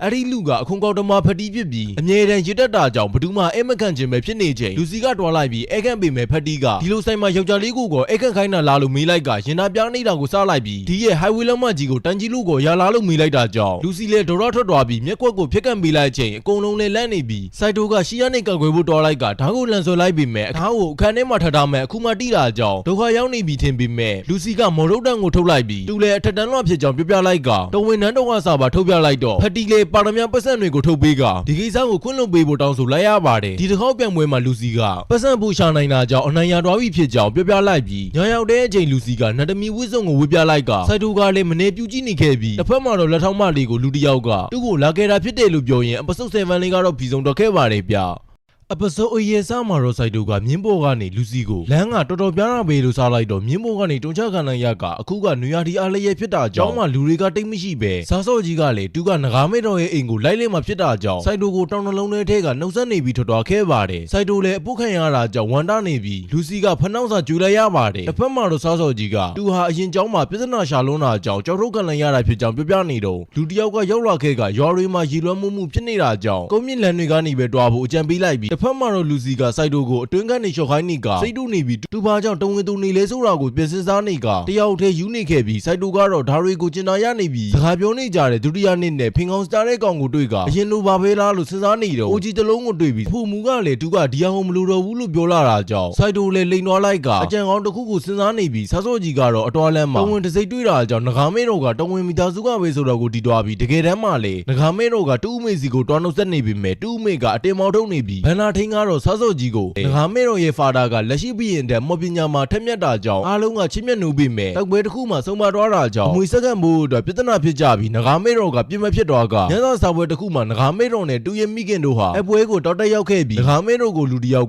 အေးတိုက်ဖို့လှုပ်ပြီးတူးမေကတခုခုကိုရိပ်မိတာကြောင့်အေးခွက်ထဲမှာတော့လူတစ်ယောက်ရဲ့စိတ်ကိုဖျက်ဆီးနိုင်တဲ့အစိတ်တချို့ကိုထည့်ထားပြီးအဲကတဲ့ကတူးမေဟာစိတ်လွတ်သွားကတူတမီကိုမထီးဖို့ဝယ်ပြောနေပြီးအယုတ်ကိုပဲတူတမီလို့ထင်မှတ်နေခဲ့ကငကားမဲတော်လည်းအရင်ကအလွန်ကိုပျော်ရွှင်တတ်တဲ့မိန်းကလေးဖြစ်ခဲ့ပေမဲ့အဲကတဲ့ကခန်းစားချက်တွေဟာတဖြည်းဖြည်းပျောက်ဆုံးလာပြီးတချို့အကျင့်မကောင်းတဲ့လူတွေကလည်းငကားမဲတို့ကိုကြမ်းတမ်းပြီးအတက်အန္တရာယ်ရှိတဲ့အလုပ်တွေကိုလုပ်ခိုင်းကတိုင်းပြည်ကနေလည်းနှင်ထုတ်လိုက်တာလို့ပြောနေချိန်ငကားမဲတို့ကရောက်လာတာကြောင့်စောစောကြီးလေသူကြားသားတွေကိုမတိချင်ရန်ဆောင်လိုက်ပြီးတစ်ဖက်မှာတော့ဒုတိယနှစ်ကောင်မလေးမမူလဲစီတမျိုးကိုဖော်ဆက်နေခဲ့ကအကြံစီထုတ်နေပြီးစိုက်တိုကတော့အိုးကြီးကြီးကိုမိမွေပြီးရေစိမ်နေခဲ့ကမိတ်ကထူဆန်းလို့လာကြည့်ချိန်စိုက်တိုကဘွာကနေပို့လာတာကြောင့်လှမ်းပြီးချော်လဲတွားတာမို့ကော်ဖီခိုးကမောက်ကျသွားပြီးစိုက်တိုရဲ့ရေချိုးကန်ကိုစိတ်ဝင်စားတာကြောင့်သူပါဝင်ချုံးမဲ့ဆိုကအဝတ်စားတွေကိုကျွတ်နေပြီးစိုက်တိုကလည်းရှက်နေခဲ့ကတစ်ဖက်မှာတော့မူမူဟာဖင်ကောင်စတာတဲ့ကောင်ကိုချိန်လိုက်ပြီးစိုက်တိုနဲ့မိတ်ကတော့အတာယာနေခဲ့ကစိုက်တိုရဲ့နိုင်ငံကဘယ်လိုမျိုးလဲလို့မေးလိုက်တော့စိုက်တိုကသူတို့ကဘာမှလမ်းကတစင်းပဲရှိပြီးမော်ပညာတွေလည်းမရှိဘူးလို့ပြောလိုက်ကအဲ့ဒီစာပစ္စည်းတော်များများကိုလျှက်စစ်စွမ်းရည်နဲ့ပဲအတုံပြူတာလို့ပြောလိုက်ပေမဲ့မိတ်ကမော်ပညာမရှိတာကိုမယုံနိုင်တာကြောင့်သူ့ကိုနောက်နေတာလားလို့ရှေ့တိုးပြီးမေးလိုက်ချိန်စိုက်တိုလည်းရှင်းရှင်းကြီးမြင်နေတာကြောင့်ရှက်ရှက်နဲ့ပြန်ပြေးနေပြီးတစ်ဖက်ကမှုမှုကတော့ဖင်ကောင်စတာတဲ့ကောင်ရဲ့တော်ကီတွေကိုယိုးအီးနေပြီးတခုခုတောင်းရအောင်ဆိုကပေါ်ထားတဲ့ဈေးကိုထဲဖို့လုပ်နေတော့လူစီကဒရော့တကြီးနဲ့စိုက်တိုကိုလိုက်ရှာနေချိန်မိတ်နဲ့ဖင်မြောင်ကြီးချိုးနေတာတွေ့တော့ပြန်လဲပြီးတော့ခဲ့ကမိတ်ကတူတော်ရတော့မှဖြစ်တာကြောင့်တောင်းနှလုံးကိုတော့ဖုံထားပေမဲ့အောက်ကအမေပေးတဲ့လက်တစ်ကွက်ကိုတော့မကာထားတာကြောင့်စိုက်တိုလည်းရိုးရိုးတတတစ်ချက်ကြည့်ပြီးလှဲလိုက်ပါတယ်အဲ့ဒီနောက်မှာတော့မိတ်လည်းဝစ်စားရိတ်ပြန်ဝဲကစိုက်တိုနဲ့ရေတူတူချိုးရတာကပျော်စရာကောင်းတယ်လို့ပြောပြီးထထွားကတဝင်သူနေတဲ့လူစီလည်းပောက်ကွဲနေပြီးတစ်ဖက်ကမှုမှုလည်းဖင်ကောင်စတာတဲ့ကောင်ကိုလဲစားပြီးမင်းကလေးတယောက်ကဝစ်စားမပါပဲကာယာကြီးလေးပုံမှာပြန်နေတယ်လို့ပြောလိုက်တော့ဖင်ကောင်စတာတဲ့ကောင်လည်းအငမ်းမရလိုက်ကြည့်နေချိန်ဈေးကိုအေးရဲထဲနိုင်လိုက်ပြီးမယ်လူစီကရောက်လာကအေးကိုတောက်ပြီးပြန်သွားလိုက်ကပြန်လာတဲ့စိုက်တိုကိုလည်းတော်တော်ကောင်းခဲ့လာလို့မင်းနေတော့ဈေးကအစွမ်းပြလာခဲ့ပြီးရိုင်နေခဲ့ကစိုက်တိုကိုတန်းတန်းဆွဲဖြစ်နေပြီးချစ်တဲ့လူပဲပြောနေခဲ့ကအဲ့ဒါကိုသတိထားမိတဲ့မူမူလည်းရောက်လာခဲ့ပြီးတစ်ဖက်မှာတော့စားစော့ကြီးကငကားမဲတို့ရဲ့အကြောင်းကိုတွေးနေပြီးတာဝန်တစ်ခုကိုလုံးဝမှဖြစ်တာကြောင့်ငကားမဲတို့ကအိမ်ပြန်ခဲ့တာဖြစ်ပြီးသူလည်းကူညီပေးခြင်းကြောင့်တောင်းဆိုထားကအိမ်မက်ရောက်နေတဲ့ငကားမဲတို့ကိုလည်းဖက်ပြီးအိပ်ပေးလိုက်ရင်အပစိုးအိတ်လေးကပြီးဆုံးတော့ခဲ့ပါတယ်ဗျ အပစုံနိုင်ရဲ့စောင့်မတော်လူစီကစိုက်တိုအတွင်းကလျှော်ဖို့တွားတာတော့သူနာမပဲနေပြီးဖို့တင်ဆွဲခေါ်နေတာကြောင့်မကြခင်ပြန်လာမှမို့စောင့်နေပြီးဖို့တင်ပြောလိုက်ရပါတယ်အဲ့ဒီနောက်မှာတော့မူမူကလူစီတောက်လိုက်တဲ့ဈေးရည်ဟာစစမြင်တဲ့သူကိုဆွဲလန်းစိတ်မှာဖြစ်ပြီးဖင်ကောင်းစားတဲ့ကောင်လည်းမူမူကတူနှလုံးသားကိုဖန်ဆာဖို့အတွက်ဒီလောက်တော့ကြိုးစားနေတာလားဆိုပြီးဂုံယူနေကမူမူကိုနမ်းမှုလုပ်ချိန်စီစွမ်းကဘယ်ချိန်ပြီးမှလဲလို့မေးတော့တနေ့လောက်ကြာမယ်လို့ပြောချိန်ဖင်ကောင်းစားတဲ့ကောင်လည်းစိတ်ပြက်ပြီးနောက်နေ့မနက်မှာတော့စိုက်တိုကိုလူစီကအတင်းကပ်နေပြီးလာနှုတ်ဆက်တဲ့မိတ်ကူမြင်တာကြောင့်လူရှိရနဲ့တခြားကောင်မလေးတွေနဲ့ချင်းချင်းတီးတာလားဆိုကပန်းနုတွေးနေပြီးမိတ်ကလည်းထွက်တော်လိုက်ပါတယ်အဲ့ဒီနောက်မှာတော့စိုက်တိုကမိတ်စီသွားပြီးလူစီကအချစ်မော်စေးရီကြောင့်အခုလိုဖြစ်နေတာလို့ပြောပြချိန်မိတ်လေဒီနိုင်ငံမှာဒီလိုစေးရီမျိုးကိုတားမြစ်ထားတာကြောင့်သူ့ကိုလိန်နေတာမလားဆိုကထွက်တော်လိုက်ပြီးအခန်းထဲပြန်ရောက်ချိန်လူစီကသူ့ကိုသူဆွဲဆောင်မှုရှိအောင်တကူလုံးချစ်ပြီးအင်ကြီးပပလေးပဲဝတ်ထားကစိုက်တိုကသူ့ကိုဘာမှမပါတာကြောင့်ဝန်နေနေချိန်စိုက်တိုကတူတခုလှလို့ရလားဆိုကအနာတွားပြီးအင်ကြီးဝတ်ပေးဖို့လုပ်ပြီးမယ်လူစီကဆွဲခေါ်လိုက်ပြီးသူ့ကိုကြည့်မိတဲ့အချိန်တိုင်းနှလုံးသားကဒရုတ်ခုန်နေတာကြောင့်စမ်းကြည့်ဖို့လက်ကိုကင်ပြီးမကင်တင်နာတွေကိုကန်ခိုင်းလိုက်တော့စိုက်တိုလည်းချက်ချင်းဖယ်လိုက်ကအောက်ပြုတ်ကျသွားပြီးလူစီကိုဖက်လိုက်ပါတယ်အဲ့လိုနဲ့ပုံမှန်တိုင်းဖြစ်အောင်လုပ်ပြီးမယ်လို့ဆိုကမူမူရှိတဲ့အခန်းထဲကိုတွားနေတော့တွဲဖက်တာကလူစီခုလိုဖြစ်နေတာဟာအရင်ကထက်ဆိုင်ရင်ပုံမကောင်းဘူးလားလို့ပြောတော့စိုက်တိုလည်းပါဇက်ပိတ်ထားဖို့ပြောပြီးတကားကိုဖွင့်လိုက်ကဘေးကနေစကားများနေတဲ့ဖင်ကောင်းစားတဲ့ကောင်ကိုလည်းချချင်းတေးတာလားလို့ဆိုကဘာဟုတ်ကင်လိုက်တော့ဖင်ကောင်းစားတဲ့ကောင်လည်းလန်သွားပြီးစိုက်တိုကမူမူကိုဖြည့်စည်းမဖော်ပေးရင်ဒီစီးရီအကြောင်းကိုကျောင်းအုပ်ကြီးကိုပြောလိုက်မှလို့ချင်းချောက်လိုက်တော့မူမူလည်းလန်သွားပြီးစီးရီကရေစပီရစ်ရဲ့ညင်ထဲမှာပြောင်းမှဖြစ်ကဘယ်နေရာမှာရှိလဲဆိုတာတီးတာကြောင့်တော့ရှပေးမယ်လို့ပြောလိုက်ပြီးမနှက်ဖြန့်တွားဖို့ပြောလိုက်ကစိုက်တိုခန်းနဲ့ပြန်ရောက်ချိန်လူစီကအတူတူအိပ်ပေးဖို့စောင့်နေကအိပ်ပျော်တွားခဲ့ပါတယ်နောက်နေ့မနက်မှာတော့၄ရောက်တာလူစီတွားခဲ့ကလူစီကစိုက်တိုအတွက်တုံမွေထိုးထားပြီးတယ်လို့ပြောတော့မြန်လုံးလို့ရမယ်အုတ်ထိုးလို့ထင်နေပြီမယ်ဆွဲတာကြီးဖြစ်နေပြီးအရှိကနေတော်လိုက်တဲ့ဖင်ကောင်စတာတဲ့ကောင်ကတော့ဂုံမြင့်ကြီးကနေချောကျတွားကရေထဲပြုတ်ကျတွားပြီးရေစပီရစ်ကဒီမှာရှိတာတေချာတာကြောင့်ညနေတီဆောင်လိုက်ပြီးမူမူကဖားတကောင်ကိုတူတူတစ်စက်တင်ကရေစပီရစ်ကိုစိတ်ခေါ်လိုက်ပြီးလူစီကတော့အိပ်ပျော်နေခဲ့ပါတယ်အဲ့ဒီနောက်မှာတော့ရေစပီရစ်ကထွက်လာပြီးမူမူလည်းသူ့ကိုယ်သူမိတ်ဆက်နေခဲ့ကရေစပီရစ်ကိုတူရဲ့မျက်ရည်ကိုပေးဖို့တောင်းဆိုချိန်ရေစပီရစ်ကညင်းတာကြောင့်စိုက်တိုးလဲဒူထောက်လိုက်ကဘာမစိုးလုပ်ပေးမယ်လို့ပြောပြီးပေးဖို့တောင်းဆိုလိုက်တော့ရေစပီရစ်လည်းလက်ခံလိုက်ပြီးအခုလိုရေတက်လောက်အောင်လုပ်ရတဲ့အကြောင်းရင်းကသူတို့မျိုးနွယ်ကိုအန်ဒီယေပေးတဲ့လူတာမျိုးနွယ်တွေကြောင့်ဖြစ်ပြီးသူတို့ကိုရှင်းလင်းပေးဖို့ပြောတော့စိုက်တိုးလည်းလက်ခံလိုက်ပြီးချောင်းနေချိန်လူစီကသူ့ကိုတယောက်တည်းပြစ်ထားတာကြောင့်စိတ်ဆိုးနေပြီးစိုက်တိုးလည်းတိတ်တိတ်နေပြီးရင်အဟွာပေးမယ်လို့ပြောတော့လူစီလည်းငြိမ်သွားခဲ့ပါတယ်အဲ့လိုနဲ့မူမူလည်းစေးဟာအရင်စွမ်းတာပဲလို့ပြောနေတာကြောင့်စိုက်တိုးကဒါဘဒူးအပြစ်လေလို့ပြောကရန်တွင်းနေတော့လူတယောက်ကအနားမှာဂါရာရွတ်နေတာကိုမြင်သွားခဲ့ပါတယ်အဲ့လိုနဲ့စိုက်တိုးကတော်တိုက်ဖို့လုပ်ချိန်ဖင်အောင်စားတဲ့ကောင်ကလည်းစိုက်တိုးကိုတားပြီးသူကအရှိကနေဝင်တိုင်းမှာဖြစ်ကစိုက်တိုးကိုအနောက်ကနေဝင်ချဖို့ပလန်ဆွဲနေပြီးဖင်အောင်စားတဲ့ကောင်ကဂါရာရွတ်ပြီးမြေစွမ်းနဲ့တိုက်ပြီးမယ်တစ်ဖက်ကအတားလေးရှောင်လိုက်ပြီးဒါနဲ့ဝင်လာတဲ့စိုက်တိုးကိုလည်းအမောက်တိတ်လိုက်ချိန်လူစီကမော်စွမ်းနဲ့တိုက်လိုက်တာကြောင့်ခေါင်းစုပ်ကကျွတ်သွားပြီးငကားမဲတော်နဲ့စားစုပ်ကြီးလိုဖြစ်နေကဖြစ်ခဲ့ပုံကတော့ငကားမဲတော်တို့ကလည်းဒီစပီရစ်ကိုတုတ်တင်နေတာဖြစ်ပြီးမတုတ်တင်ရင်ရေကတနေ့ထက်တနေ့မြင့်တက်လာတာကြောင့်ဒီစပီရစ်ကိုပဲပြက်စင်းခေါ်ကဘာလို့ဒီနေမြေကိုရေလွှမ်းအောင်လုပ်နေရတာလဲလို့မေးလိုက်တော့ဒီစပီရစ်လည်းတူဆောင်ရှောက်နေတဲ့ရေဒနာလက်စွပ်ကိုတယောက်ကခူးသွားတာကြောင့်ဒီတစ်ကဘာလုံးကိုရေလွှမ်းပြီးရေဒနာလက်စွပ်ကိုပြန်ရအောင်ယူမှဖြစ်ကြောင်းပြောတော့စိုက်တိုလည်းရေဒနာကိုပြန်ရအောင်လုပ်ပြီးမဲ့ပြောကယူသွားတဲ့လူကခရုံးလုံးခေါ်တဲ့လူဖြစ်ပြီးစိုက်တိုကလည်းပြန်ယူပေးမဲ့လူဂရီပေးချိန်ဒီစပီရစ်ကစိုက်တိုလိုအစွမ်းရှိတဲ့လူတယောက်ကအရင်ကလည်းဂရီတီခဲ့ဘူးတာကြောင့်ယုံကြည်တယ်ပြောပြီးဒီစပီရစ်ရဲ့မျက်ရည်ကိုပါပေးလိုက်ကစိုက်တိုလည်းသူတနေ့ဂရီတီမှာဖြစ်တာကြောင့်ရေတွေကိုပြန်လျှော့ပေးဖို့ပြောလိုက်ပြီးအဆင်ပြေသွားခဲ့ပါတယ်အဲ့လိုနဲ့လူစီလည်းပြန်တက်တာသွားခဲ့ပြီးသူလှုပ်ခဲတာတွေကိုမယုံနိုင်ဖြစ်နေကရှက်ကိုရှက်ကန်နဲ့စိုက်တိုကိုလက်ရိုက်နေတော့မင်းသမီးကပြတင်းပေါက်ကနေရောက်လာပြီးတစ်ဖက်မှာတော့ခရုံးဆိုတဲ့လူကလက်ထောက်မလေးကိုလှုပ်ရှားဖို့အချိန်ကြပြီလို့ပြောလိုက်ရင်အပစုံတိုင်းလေးကတော့ဘီစုံတော့ခဲ့ပါတယ်ဗျအပစုတ်ထိုင်းရဲ့စောင်းမာတော်မင်းသမီးကလူစီတို့ကိုတောင်းဆိုစရာရှိတဲ့ဆိုကရောက်လာပြီးနိုင်ငံတော်ငြိမ်းချမ်းရေးအတွက်တခြားတိုင်းတစ်ပါးကမင်းသားနဲ့လက်ထက်ရောက်မှဖြစ်ကလူစီတို့ကိုလည်းပစ္စည်းတစ်ခုရှာခိုင်းစေချင်ကြောင်းနဲ့အဲ့ဒီပစ္စည်းဟာမင်းသမီးနဲ့ခင်နဲ့မင်းသားဝဲစီပို့လိုက်တဲ့စာဆောင်ဖြစ်ပြီးအဲ့ဒီအကြောင်းလာပြန်သွားရင်သူတို့ကဒုက္ခရရောက်မှဖြစ်တာကြောင့်အကူအညီတောင်းတာဖြစ်ပြီးအဲ့ဒါကိုလည်းဖင်ကောင်စာနဲ့ကောင်ကခိုးနှောက်ထောက်နေခဲ့ကဝင်လာပြီးသူ့ဘာဝင်ကူညီပေးမယ်လို့မင်းသမီးကိုတောင်းဆိုလိုက်ပါတယ်အဲ့ဒီနောက်မှာတော့စိုက်တို့လည်းအတွင်းခန်းကိုအာရပါရရှော်နေတော့မိကရောက်လာပြီးအရင်နေ့ကသူရိုင်းပြမိတာကြောင့်တောင်းပန်လိုက်ကစိုက်တို့လည်းနားလဲကြောင့်ပြောခဲ့ပြီးစိုက်တိုကဂုံထက်ဆိုတဲ့သူ့လိုစွမ်းရှိတဲ့လူเจ้าကိုတိကျင်တာကြောင့်တမန်ကြောင်ကျွန်းကျင်နဲ့ဆရာတယောက်စီတော်မေးတော့ဆရာကမောပညာကိုရေလေးမီးနဲ့မြေဆိုပြီးလေခုတက်မှတ်ထားပေမဲ့ငါခုမြတ် dressing ရှိသေးတာဖြစ်ကြောင်းနဲ့ဘောလုံးခေါ်ကဒနာအီလာမော်ဆရာတယောက်ကဘောကိုတုံးနိုင်တာဖြစ်ပြီးယနေ့ခေတ်မှာတော့မတွေးတော့ပဲအခုစိုက်တိုလက်မှရှိတဲ့အမတ်နဲ့ဂုံထက်မှရှိတဲ့အမတ်နဲ့ကတူနေတာဖြစ်ကြောင်းပြောလိုက်ကစိုက်တိုလည်းတဘောပေါက်သွားပြီးတွားဖို့လုပ်ချိန်အနှံပြင်းပြင်းတစ်ခုကိုရတာကြောင့်ဆရာကိုမေးလိုက်ချိန်ငကားတွေးဖြစ်ပြီးအနှံကတော်တော်ပြင်းကြောင်ပြပြလိုက်ပါတယ်ညာရောက် တဲ့အချိန်မှာတော့လူစီကမင်းသားဝဲနဲ့မင်းသမီးကမော်နမတွေဖြစ်ပြီးအခုလိုအရေးကြီးတဲ့တာဝန်ကိုထမ်းဆောင်နေရပေမဲ့သူ့မှာမော်စောအားမရှိတာကြောင့်ဝန်နေနေပြီးစိုက်တိုကလည်းတခုခုဖြစ်ရင်သူကကွယ်ပေးမယ်လို့သိပေးလိုက်ပါတယ်နောက်နေ့မှာတော့လူစီလည်းမင်းသမီးပေးထားတဲ့ရေပဒံများလက်စွပ်ကိုဝတ်ကသွားဖို့လို့တော့မြေကြီးထဲကနေစင်းကောကောင်ကထွက်လာကလူစီဘောကိုတက်အုပ်ပြီးလက်စွပ်ကိုအတင်းယူဖို့ကြိုးစားနေချိန်ရုတ်တရက်လေးမပညာနဲ့တိုက်ခိုက်လိုက်ပြီးမင်းသမီးရဲ့အမိတ်နဲ့အဆောင်တယောက်ကလိုက်လာတာဖြစ်ပြီးလူစီနဲ့လည်းစစ်ဆက်ထားတဲ့နာမည်ကြီးမော်စရာတူရေကောင်ဖြစ်ကလူစီရဲ့လက်ကိုတွားကင်ပြီးပွေးလိုက်ကလင်းပေါက်ကနေဆဆော့ကြီးကလည်းအစင်လေးစုကငေးနေခဲ့ပြီးလူစီကိုလည်းမနာလူနေခဲ့ပါတယ်အဲဒီနောက်မှာတော့ခီးဆက်ကြကလူစီကမော်စရာတူရေကောင်နဲ့စကားပြောနေရင်စိုက်တိုကိုလမ်းကြည့်နေပြီးအကြည့်ချင်းစုံလိုက်ပြန်လွဲလိုက်ဖြစ်နေကြပြီးမြို့တစ်မြို့ရောက်တဲ့အချိန်စိုက်တိုကဘာမှမပြောဘဲငြိမ်နေတာကြောင့်လူစီကအနည်းဆုံးတော့ပြန်ဖြေပေးဖို့ပြောနေပြီးစိုက်တိုကိုအဲမော်စရာတူရေကောင်တွေကဒီမရိကစစ်ဆက်ပေးထားတာဖြစ်ကြောင်းပြောကစိုက်တိုလည်းကျင်းနာတက်ပြီးလူကောင်တယောက်ပဲလို့ပြန်ပြောတော့လူစီလည်းတူကငငယ်ကလေးတွေကဒီမရိကိုဆုံရှုံသွားတာကြောင့်အစွမ်းကုန်ကြိုးစားလာပြီးအခုလိုမော်တူရေကောင်ဖြစ်လာကစိုက်တိုနဲ့လုံးဝမတူဘူးလို့ပြောတော့စိုက်တိုလည်းဒါဆိုတူမလိုက်ရင်တော့ဖြစ်တာပဲလို့ပြောလိုက်ချိန်လူစီလည်းစိုက်တိုကတူးစင်းကောကောင်မှုလိုက်ကိုလိုက်ရမယ်ဆိုပြီးပြောကထွက်သွားခဲ့ပါတယ်အဲ့လိုနဲ့စိုက်တိုလည်းတူကိုကွက်ကွယ်ပေးနိုင်ပါမလားလို့စိတ်တကြနေပြီးရဲစောစားနေတဲ့အချိန်မှာတော့မော်တူရေကောင်ကစိုက်တိုရဲ့အကြောင်းတွေပြောပြနေပြီးချီကျူးနေကသူနဲ့လည်းတပွဲလောက်တိုက်ခတ်ကြရအောင်လို့ပြောချိန်စိုက်တိုလည်းတပွဲတလန်အကေဆန်းကြမယ်လို့စိန်ခေါ်လိုက်ပြီးကိုအခန်းကိုပြန်ဖို့လုပ်ချိန်မော်တူရေကောင်ကလူစီကိုအခန်းထဲတူတူတော်ဖို့လုပ်ပြီးအရေးကြီးစကားပြောစရှိတယ်ဆိုကစိုက်တိုကတော့အခန်းထဲပလက်လင်းနေတော့ဖင်ကောင်စားတဲ့ကောင်ကကောင်မလေးချောချောလေးတွေတွေ့တာကြောင့်ဖုန်ချောင်းမို့တော်လိုက်ပြီးစိုက်တိုလည်းတူတာကိုဂွန်တက်ဆိုတာဘယ်သူလဲလို့မေးလိုက်ချိန်မှာတော့အဲ့ဒါစိုက်တိုပဲဖြစ်ကြောင်းပြောကလွန်ခဲ့တဲ့နှစ်6000ကတူရဲ့တွေ့ဖက်ကလည်းဂွန်တက်ဖြစ်ကြောင်းပြောလိုက်ပြီးတစ်ဖက်မှာတော့မော်တူရေကောင်ငယ်ကလူစီငုံပြီးတယောက်တည်းလေထွက်စီးချိန်အမြဲတမ်းနှိမ့်နှိမ့်ပေးရတဲ့အကြောင်းကိုပြန်ပြောနေကဒီတောင်ဝင်ပြီးရင်အတူတူလက်ထပ်ကြရအောင်လို့ပြောလိုက်တော့လူစီလည်းအံ့ဩသွားပြီးစိုက်တိုကိုတော့တွေ့ဖက်ထားကနည်းနည်းအဖြစ်အတုံးပြဖို့လှုပ်ထားတဲ့ပစ္စည်းတွေပေါ်မှာအစွမ်းကတယောက်မှဖြစ်ပြီးအလာတက်တက်လှုပ်ထားတဲ့ပစ္စည်းတွေပေါ်မှာတော့အကျိုးတယောက်မှမဟုတ်ကြောင်းပြောတော့စိုက်တိုလည်းဒါဆိုတူမော်တူရေကောင်ကိုတိုက်နိုင်ပြီးပေါ်လို့မေးလိုက်ချိန်တွေ့ဖက်ထားကအတုံးပြတူပေါ်မှာမူတည်တယ်လို့ပြောလိုက်ပြီးတစ်ဖက်မှာတော့မော်တူရေကောင်ကလူစီရဲ့ပေါအုပ်ကန်ကနမ်းဖို့လုံးနေတော့အစုံနှိကကွယ်ပေးမယ်လို့ပြောလိုက်ချိန်လူစီလည်းစိုက်တိုလို့ပါဇက်တွေကထွက်သွားပြီးမော်တူရေကောင်လည်းအခုတော့မေးဖို့အချိန်မကြသေးဘူးထင်နေဆိုကရှက်ရှက်နဲ့နောက်တစ်ခါငားဖို့ထွက်သွားလိုက်ပြီးဖွန်သွားကြောင်နေဖင်ကောင်စတာတဲ့ကောင်လည်းဖာရိုက်ခံလိုက်ရကနောက်တနေ့မှာတော့စိုက်တိုနဲ့မော်တူရေကောင်တို့ကချဖို့ပြင်လိုက်ကြပြီးစိုက်တိုကဓာတ်ကိုထုတ်ကမနာရန်ခုတ်ပြီးမယ်အတာလေးရှောင်းကပြန်တိုက်ခိုက်ချိန်မော်ပညာမပါတဲ့စိုက်တိုကပဲကုံသွားပြီးဒီလိုဆိုလူစီကိုကွယ်နိုင်မှာမဟုတ်ဘူးလို့ပြောရင်အပစုတ်ထန်းလေးကတော့ဘီစုံတက်ခဲ့ပါတယ်ဗ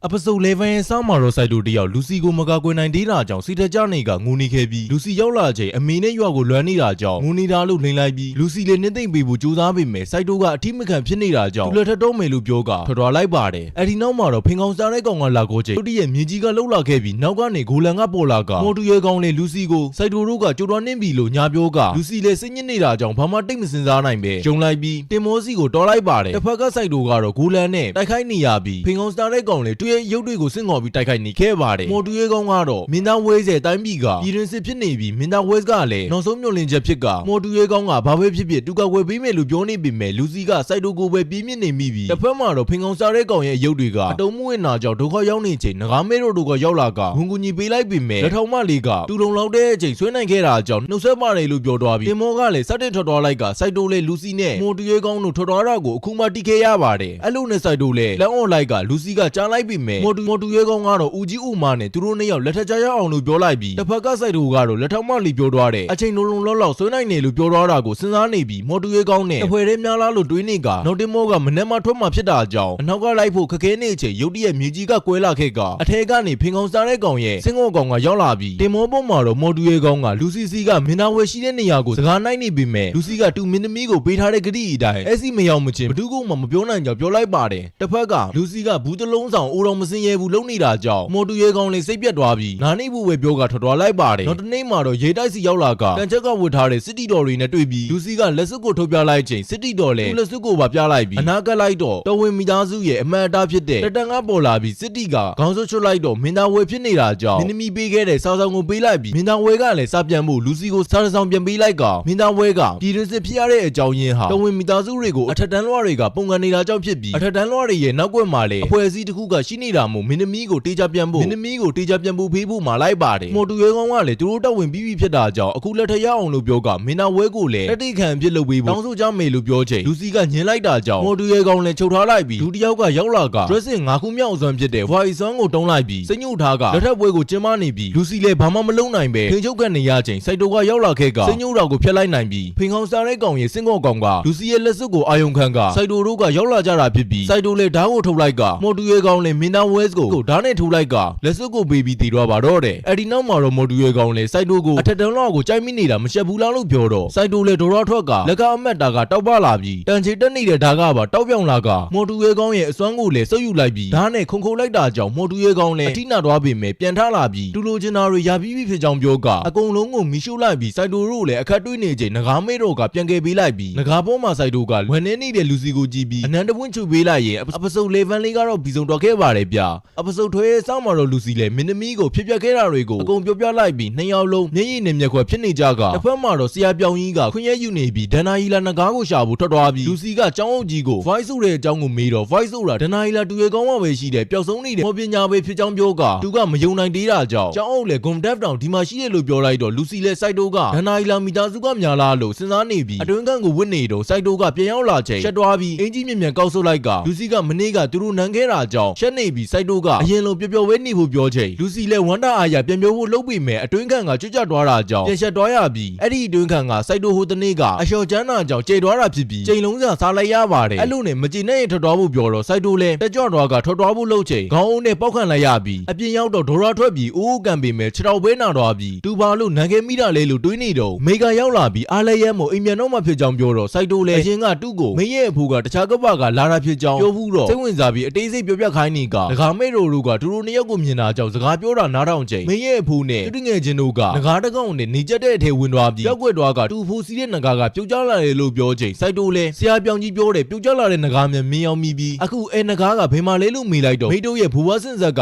လိုဝဲနေရမှာတိန်ထားတဲ့ပြောပြီးစိုက်တိုလည်းမိတို့ရွာစီအတူတူတွားကြဖို့ပြောလိုက်ကအဲ့ဒါကိုခိုးနာထောက်နေတဲ့ဆောက်ဆော့ကြီးတို့လည်းစိတ်ဝင်စားနေပြီးတစ်ဖက်မှာတော့လူစီကစိုက်တိုကိုနှိမ့်ဆက်နေခဲ့တာတွေကိုပြန်တွေးနေပြီးတူထုံတွားတာကြောင့်တောင်းဝဲမှုစဉ်းစားနေခဲ့ပါတယ်ဒါပေမဲ့လည်းစိုက်တိုကိုဘယ်မှမတွေးဖြစ်နေချိန်ရုတ်တရက်မြင်းတန်ကြားကစိုက်တိုနဲ့မိတ်တို့အတူစီတွားတာကိုမြင်ပြီးနှလုံးသားလေးလည်းဟတ်တက်ကြေခွဲတော့ကမိတ်ပြန်သွားတဲ့ရွာကိုစပူမူးစီကတွားဆုံဆန်းလိုက်ပြီးသူ့ကိုနန်းခဲ့ပြီးတာတောင်ဒီလိုဆောက်ချိုးချိုးရသလားဆိုကနောက်ကလိုက်ဖို့လုပ်ပြီးရွာရောက်တဲ့အချိန်မှာတော့စိုက်တိုကရွာပြင်ကပဲစောင့်နေဖို့လုပ်လိုက်ပြီးစိုက်တိုကိုငကားရှိတဲ့နေရာရဲ့မြေပုံကိုတွားယူခိုင်းလိုက်ကတစ်ဖက်မှာတော့ဆရာပြောင်ကြီးကရွာကိုရောက်လာပြီးမြေပုံရွာတွားတဲ့စိုက်တိုကိုလည်းငကားကိုရှာဖို့လမ်းရှာနေချိန်စားစော့ကြီးကရှိကနေရောက်လာပြီးငကားမဲတော်နဲ့ဖင်ကောင်စားတဲ့ကောင်တို့ပါအတူရောက်လာပြီးငကားရှိတဲ့လိုင်ကိုစီရောက်သွားခဲ့ပါတယ်တစ်ဖက်မှာတော့မင်းသားဝဲဆက်တိုင်းပြည်ကိုမော်တူရဲကောင်တို့ကတိမ်ပိုင်းလိုက်ကြပြီးဂူထဲမှာတော့လူတစ်ယောက်ကရှိနေတာကြောင့်တတိထားပြီးနေချိန်ကိုဦးတက်ကိုတံမိုးထားရင်ထွက်သွားဖို့ချိန်ချောင်းလာပြီးအတန်ကယင်းနီးနေတာကြောင့်အနာရောက်လာချိန်ဆရာပြောင်ကြီးဖြစ်နေကလူစီလည်းအနောက်ကပါလာပြီးအားလုံးလည်းငကားကိုအတူတူရှာကြဖို့တိုင်ပင်နေကြကလူစီနဲ့စိုက်တို့ကအငင်းပွားနေပြီးမတဲအတူနေဖြစ်နေခဲ့ပါတယ်အဲ့လိုနဲ့ထွက်ပေါက်တစ်ခုစီရောက်သွားပြီးဝင်ပေါက်တစ်ခါတစ်ခုကိုလည်းတွေ့ကတုံးကပွင့်နေတာကြောင့်စိုက်တို့ကသူတို့ကပါကလူရေးထားတဲ့စာကိုဖတ်လိုက်ပြီးဒဏ္ဍာရီလာငကားကြီးကိုတွားကြည့်ချိန်တိုက်လီရင်တစီဖြစ်နေပြီးစိုက်တို့ကချက်ချင်းတီးနေကမင်းရဲ့အဖိုးကတူတခြားကပါကလာတယ်ဆိုတာတေချာတယ်ဖြစ်တာကြောင့်မိတ်ကိုလည်းသူတို့ကပါကလူသားတွေလိုအတူတူပဲလို့ပြောလိုက်ပြီးဆရာပြောင်ကြီးကလည်းဒီငကားနဲ့ဆိုရင်နေကျတဲ့အချိန်ကြရင်စိုက်တို့ကိုစိုက်တို့ရဲ့ကပါစီကိုပြန်ပို့လို့ရပြီလို့ပြောလိုက်ကစိုက်တို့ကဝမ်းတာနေပေမဲ့လူစီကတော့မပျော်တော့တဲ့မျက်လုံးနဲ့ဖြစ်နေပြီးတစ်ဖက်မှာတော့မင်းသမီးကမင်းသားဝဲစီကစာဆောင်ကိုမရတာကြောင့်ဘရင်မကိုတင်ပြနေပြီးဘရင်မလည်းဖြစ်ပြီးတာတွေကိုပြန်ပြင်လို့မရတော့တာကြောင့်နေသိမ့်နေချိန်ရေမတ်တယောက်ကအပြေးလွှာရောက်လာပြီးကျောင်းအုပ်ကြီးကတော့ငကားကြီးကိုကြည့်ပြီးမမြင်ဘူးသေးတာကြောင့်အန်ဝေါ်နေကစိုက်တို့ကရုတ်တရက်အကြံရသွားပြီးဟိုတခါဆရာပြောင်ကြီးပြောဘူးလေငကားတွေးကလေရင်ရဲ့လောင်စာစီမံတက်နီတွားခဲ့ပါ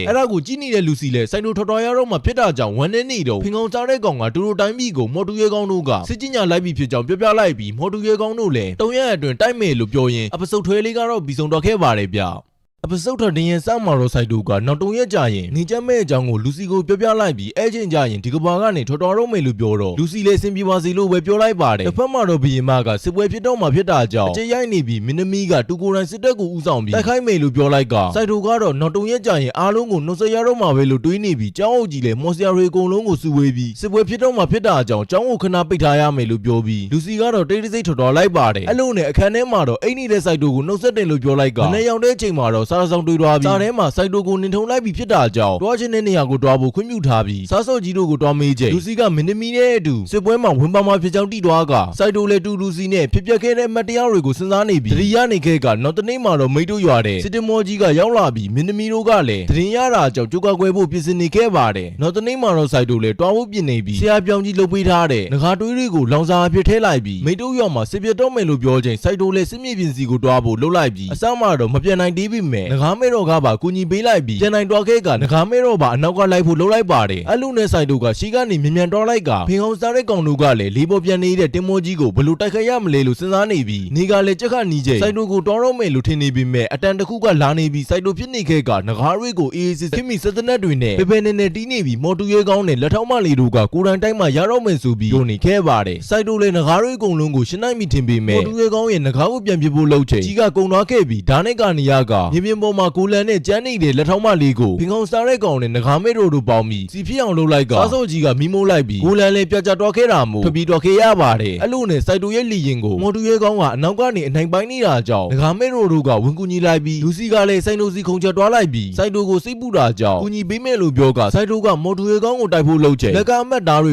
ဖွင့်ထွက်လာပြီးလူစီကိုရဲ့ရောက်သွားကမုံမန်တန်ကိုရွတ်နေပြီးစိုက်တိုကလည်းအချိန်ဆွဲပြီးနေခဲ့ပါတယ်လူစီက voice song ကိုတုံလိုက်ချိန်အကုန်လုံးလည်းလင်းထိန်သွားပြီးနေချက်တာလည်းပြီးဆုံးသွားခဲ့ကဒီနောက်မှာတော့တင်မော်ကြီးတစ်ခုလုံးလည်းပြဖြစ်သွားပြီးရန်သူကောင်းဆောင်ကရေစပီရစ်စီကခိုးထားတဲ့လက်စွပ်ကိုအုံပြုငကားမဲတော်နဲ့စားစော့ကြီးကိုထိနာခဲ့ပါတယ်ဒီလက်စွပ်ရှိတဲ့ရွေဘာအန်တရဲမှမရှိဘူးလို့ပြောနေတော့အနောက်ကနေဖင်ကုန်စားတဲ့ကောင်ကဒုံနေရိုက်ကအဆုံးတပေးလိုက်ပါတယ်အဒီနောက်မှာတော့စိုက်တိုကိုလူစီကအာရဘာရနန်းလိုက်ပြီးအလုတ်ပြန်ခံလိုက်ပြီးလို့ပြောရင်စီဇန်1လေးကတော့ပြီးဆုံးတော့ခဲ့ပါတယ်ဗျ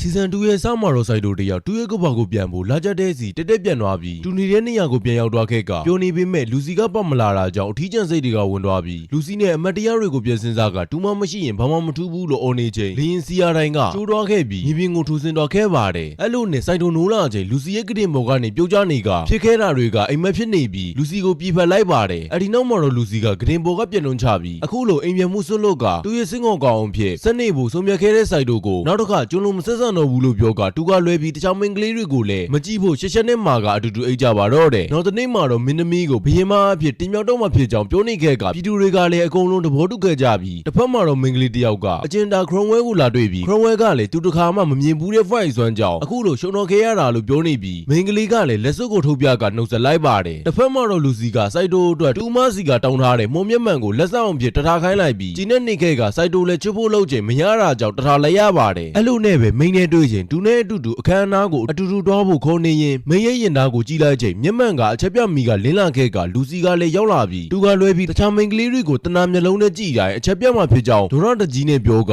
စိုက်တိုကိုမိရဲ့ဘဲအရာကိုကြည့်လိုက်မိတာလဲလို့မေးပြီးရင်သားပဲစုတာကိုတေးကြနေတာကြောင့်လူကြီးကြီးပဲကြိုက်တဲ့စိုက်တိုကိုဆုံးမနေခဲ့ပါတယ်တစ်ဖက်ကဆရာကပါရိုးရိုးဖြစ်နေရင်သူတို့နှစ်ယောက်မှတိနေခဲ့ပြီးစိုက်တိုလည်းတရိုးတိုက်ဆွဲခေါ်တာကိုခံနေရပြီးလမ်းမှာမူမူနဲ့တွေ့ချိန်အတူပြက်ဝတ်ထားတာကိုမြင်ကအချက်ပြပြလာတာကြောင့်ပြန်တွေ့ခံနေရပြီးဒီတစ်ခါလဲចောင်းအိုးကပါចောင်းမတစ်ခုခုစုညံ့ရင်သူတို့နှစ်ယောက်မှကြိုတီနေခဲ့ကစိုက်တိုလည်းလမ်းမှာမြင်မြင်တမျှလူတွေကိုကြီးမိနေတာကြောင့်တစ်ချိန်လုံးစော်ခံနေရပါတယ်အဲ့လိုနဲ့လူစီကနောက်တစ်ခါကြည့်ရင်အတေးပဲလို့ချင်းချောက်လိုက်တာကြောင့်စိုက်တိုလည်းမျက်လုံးပိတ်နေလိုက်ချိန်မင်းသမီးကတိုင်ခံလက်လက်လာတာကြောင့်စိုက်တိုကိုကြည့်ဖို့ပြောလိုက်ပြီးစိုက်တိုလည်းမင်းသမီးကိုမြင်ပြီးရင်သားကိုပါကြည့်လိုက်မိတာကြောင့်အချက်ပြလာခဲ့ကလူစီကလည်းမင်းသမီးအထိပါတနာယူတဲ့စိုက်တိုကိုလူအများရှင်းမှာစော်ဘလော့တီးပေးလိုက်ပြီးစူညံတော်ခဲ့တာကြောင့်မူမတ်တွေကလည်းဝိုင်းလာကစိုက်တိုကိုဖန်သွားခဲ့ပါတော့တယ်အဲ့ဒီနောက်မှာတော့လူစီလည်းဘရင်မနဲ့ပေတွေ့ဖို့အဆောင်တွေကိုပြောနေပေမဲ့မရတာကြောင့်မော်ရိုတန်ကိုထုတ်လိုက်ချိန်တနက်နေ့မမကရောက်လာကချက်ချင်းပြန်ချဖို့ပြောလိုက်ပြီးဘရင်မကကြောက်အောင်နဲ့အရေးကြီးကိစ္စဆွေးနွေးနေတာဖြစ်တာကြောင့်ပြောချင်းရင်တူကိုပဲပြောဖို့ပြောလိုက်ပြီးလူစီကလည်းစိုက်တိုကိုပြန်လွှတ်ပေးဖို့ပြောလိုက်ပါတယ်တစ်ဖက်မှာတော့စိုက်တိုကအကျဉ်းခန်းထဲမှာဒီတိုင်းဆိုရင်လူစီကမော်ဆရာတယောက်နဲ့လက်ထက်တာကိုခွေးတကောင်လုံးထိုင်ကြည့်ပြီးတက်တက်လုံးထိချက်နေရတော့မှာပဲလို့တွေးကသူရဲ့ကုတ်ပေါက်ကိုပဲပြန်သွားတာကောင်းတယ်လို့စဉ်းစားနေရင်ဘရင်မကအရင်လာတာကြောင့်သူနဲ့တာဘာညာဖြစ်သွားရင်ကောင်းမှပဲလို့စိတ်ကူးရင်းနေတော့ဘရင်မကရောက်လာတာကြောင့်စိုက်တိုလည်းအတွေးတွေလွန်နေပြီးနံမှုပြစ်နေတာကြောင့်တနက်မမကစောက်ခွက်ကိုဖျက်ထိုးလိုက်ကဘရင်မကတာပြီးသူတို့နှစ်ယောက်တည်းစကားပြောချင်းကြောင့်ပြောပြီးမယ်စိုက်တိုကစောက်ခွက်ပြောင်းနေတာကြောင့်ခေါင်းကိုတက်နေပြီးအပြင်ကနေဆောင်နေလိုက်ပါတယ်အဒီနောက်မှာတော့စိုက်တိုလည်းသူတို့နှစ်ယောက်တည်းပဲရှိတော့တာကြောင့်ပြန်စားကြဖို့ပြောကနံမှုလုပ်ချိန်ဘရင်မလည်းအရင်တိုက်ပွဲတုန်းကလူစီရဲ့ voice စွမ်းနဲ့စိုက်တိုရဲ့ဂုံတက်ကြောင့်အနိုင်ရခဲ့တာဖြစ်ပြီးအခုနောက်ဖြစ်မဲ့တိုက်ပွဲတွေလည်းကူညီပေးဖို့တောင်းဆိုလိုက်ကစိုက်တိုကလည်းလူစီတာဆိုရင်ဘရင်မပါခိုင်ခိုင်လူဝီးမဖြစ်ကြောင်းပြောပြလိုက်ပြီးဘရင်မကလည်းသူ့ရဲ့ခံစားချက်တွေကိုနားလဲတဲ့သူက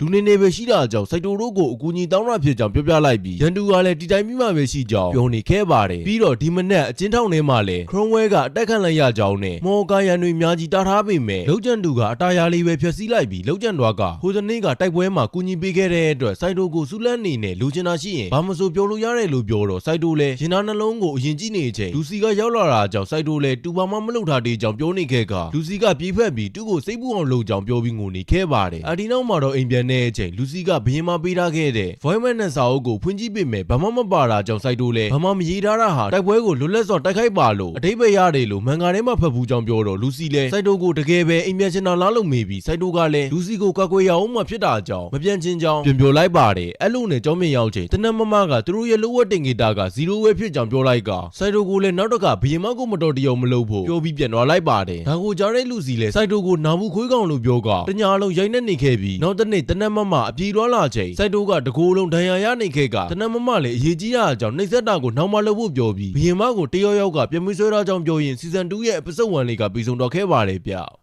မင်းသားဝဲနဲ့ဘရင်မတို့ဟာအရင်ကတိတ်တိတ်ပုံချစ်ခဲ့ကြတာဖြစ်ပြီးသူတို့နှစ်ယောက်အရင်ကထာဝရချစ်မြတ်နိုးပါမယ်လို့တစ္ဆာဆိုခဲ့ကြတာတွေကိုတွေးကဝန်ထဲနေတော့လက်စုပ်ကအယောင်လင်းလာခဲ့ပြီးမင်းသားဝဲကရောက်လာခဲ့တာကြောင့်ဘရင်မလည်းအဟောနေခဲ့ကမင်းသားဝဲကပြေးတာမဟုတ်ပဲတတိပြဖို့လက်စုပ်ကိုထုတ်လိုက်ပါတယ်အဒီနောက်မှာတော့သူတို့နှစ်ယောက်ရဲ့စကားဝတ်ကိုပြောလိုက်တာကြောင့်ဘရင်မလည်းပြေးတော့ဖက်လိုက်ကမင်းသားဝဲကတူနဲ့တူလိုက်ခဲ့ဖို့ပြောပြီးဘရင်မကမင်းသားဝဲရဲ့တိုင်းပြည်ကိုတော်ရင်တက်ခတ်ရမှတိတာကြောင့်ရင်းပြီးမဲ့မင်းသားဝဲကအနံနဲ့ချိုလိုက်တာကြောင့်ဘရင်မလည်းတကောက်ပါတော့ခဲ့ရပါတော့တယ်တစ်ဖက်မှာလည်းတနက်မမကဘရင်မာကြီးကိုရေကန်ကြီးတစ်ခုစီကိုခေါ်တော်မှန်တိရပြီးလူစီနဲ့ဆိုင်တို့ကလည်းအနောက်ကလိုက်ဖို့လင်းမိုးတက်လိုက်ပြီးအပေါ်မတက်ခင်နိုင်ရင်ကိုပါကျုံတော့ခဲ့ကဆရာပြောင်ကြီးကတော့အစိမ်ပိုင်းတချို့ကကြံခဲ့သေးတာကြောင့်အဆင်ပြေပါမလားလို့သူနေခဲ့ပါတယ်ဒီလိုနဲ့လူစီလည်းအရင်နေ့ကနန်းတော်မှာမွန်လက်စွပ်တကွင်ပြောတော့ကြောင်းနဲ့အဲလက်စွပ်နဲ့တေလူကိုထိန်ချုံလို့ရနိုင်ကြောင်းပြောလိုက်ပြီးဆိုင်တို့ကလည်းလင်းကိုတဖုတ်ဖုတ်မောင်းနေခဲ့ကတစ်ဖက်မှာတော့မင်းသားဝဲကဘရင်မရေချိုးနေတာကိုချောင်းကြည့်နေခဲ့ပြီးမိတော်တဲ့အချိန်မှာတော့ဒီကန်ဆောင်နက်ကလာရောင်ကြောင့်ကိုထင်ပြတဲ့ထင်တော်တာပဲလို့လေပြောလိုက်ပါတယ်အဲ့လိုနဲ့ဘရင်မနိုးလာချိန်မင်းသားဝဲရဲ့ရင်ဝင်ထဲမှာရောက်နေပြီးဘယ်တော်လိုက်ဖို့တင်းပြင်တာကတနက်မမတို့အနောက်ကလိုက်နေတာမြင်တာကြောင့်မင်းသားဝဲကတားဖို့လုပ်ပြီးတနက်မမတက်ဖွဲ့ကတနက်နဲ့ပြစ်ဖို့လုပ်ချိန်မင်းသားဝဲကတားလိုက်တာကြောင့်ဘရင်မလည်းသူလောင်းငယ်သားတွေလို့ပြောပေမဲ့မင်းသားဝဲကသူတို့နှစ်ယောက်ကြောင့်ဘယ်လိုနောက်ရှက်စရာဘူးဆိုက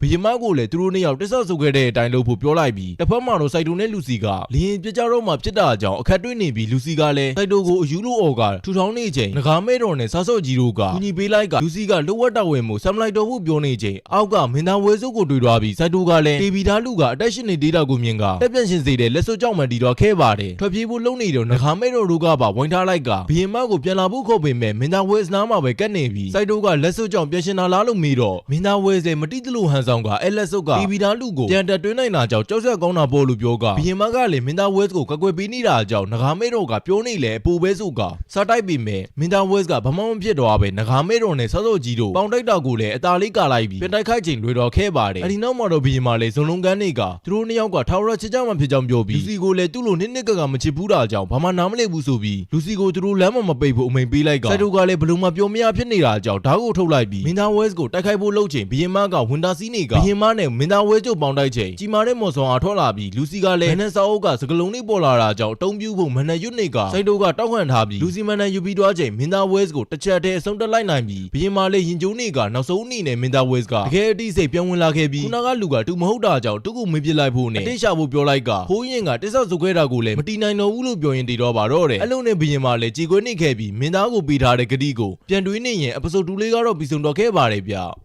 episode 3ရဲ့စမှာတော့ကျောင်းကယောက်ျားလေးတွေကအကုန်လုံးစစ်ထဲဝင်ရတော့မှဖြစ်တာကြောင့်ကိုကြီးစားလေးတွေနဲ့နှုတ်ဆက်နေကြကဖင်ကောင်စားတဲ့ကောင်ကလည်းမူမူကိုနောက်ဆုံးအနေနဲ့နိုင်ငံကိုတက်ပေးပြီးတိုက်ခိုက်မှဖြစ်တာကြောင့်လွမ်းတဲ့နေပြီးစိုက်တိုကကျောင်းမယောက်ျားလေးတွေအားလုံးကတထဲဝင်ရရင်တယောက်ထဲကျန်တော့မှပို့လို့ကြံနေတော့လူစီရဲ့လက်တီးစာကိုစားလိုက်ရပါတယ်အဒီနောက်မှာတော့ကျောင်းကိုငကားတကောင်နဲ့စောက်ချောကြီးကရောက်လာခဲ့ကမင်္ဂလေးတွေအကုန်လုံးလည်းငန်းနေကြပြီးမူကပါငန်းနေကစောက်ချောကြီးကတုတ်ကိုတူဂျူလီယက်လို့မိတ်ဆက်ပြီးတခြားတိုင်းတစ်ပါးကနေပြောင်းလာတဲ့လူဖြစ်ကြောင်းပြောလိုက်ပါတယ်အဲ့လိုနဲ့ကျောင်းခန်းထဲမှာဆရာပြောင်ကြီးကစတင်နေပြီးမဲ့မင်္ဂလေးတွေကဂျူလီယက်ကိုပဲငေးနေကြပြီးဆိုင်တို့ကလည်းမနာလိုနေကလူစီကိုပါတုတ်ကိုမကြည့်ဘူးလားလို့စားနေချိန်တနက်မမနဲ့တပ်ဖွဲ့ကရောက်လာပြီးကိုစင်လေးချင်းပြီးမှဖြစ်တာကြောင့်အကုန်လုံးကိုပြင်ထွက်ခဲ့ဖို့အမိန်ပေးလိုက်ပေမဲ့ဆရာပြောင်ကြီးကကိုနေရာမှာကိုပြန်ထိုင်ပြီးစက်တင်မှုပဲပြောတာကြောင့်တနက်မမကဆရာပြောင်ကြီးကိုဓာတ်နဲ့ထောက်လိုက်ကသူကမိုးဆရာတွေကိုမိုးနာဖြစ်ပြီးအထူးသဖြင့်မိကိုအုံပြူတဲ့သူတွေကိုဆိုချက်ချင်းတက်ပြစ်ချင်ကြောင်ချင်းချောက်လိုက်တာကြောင့်ဆရာပြောင်ကြီးလည်းမတက်တာပဲလက်လျှော့လိုက်ရကကွင်းနဲ့ရောက်တဲ့ချိန်မှာတော့မူမူကသူတို့တွေကမော်တုံပြူသူတွေဖြစ်တာကြောင့်ဒီလိုလေ့ကျင့်မှုမလိုဘူးလို့ပြောလိုက်ချိန်တနက်မမကမော် မော်တုတ်တက်ငွေလူယူပြီးသူ့ကိုတိုက်ခိုက်ဖို့ပြန်ပြောလိုက်ကမော်စရာတွေ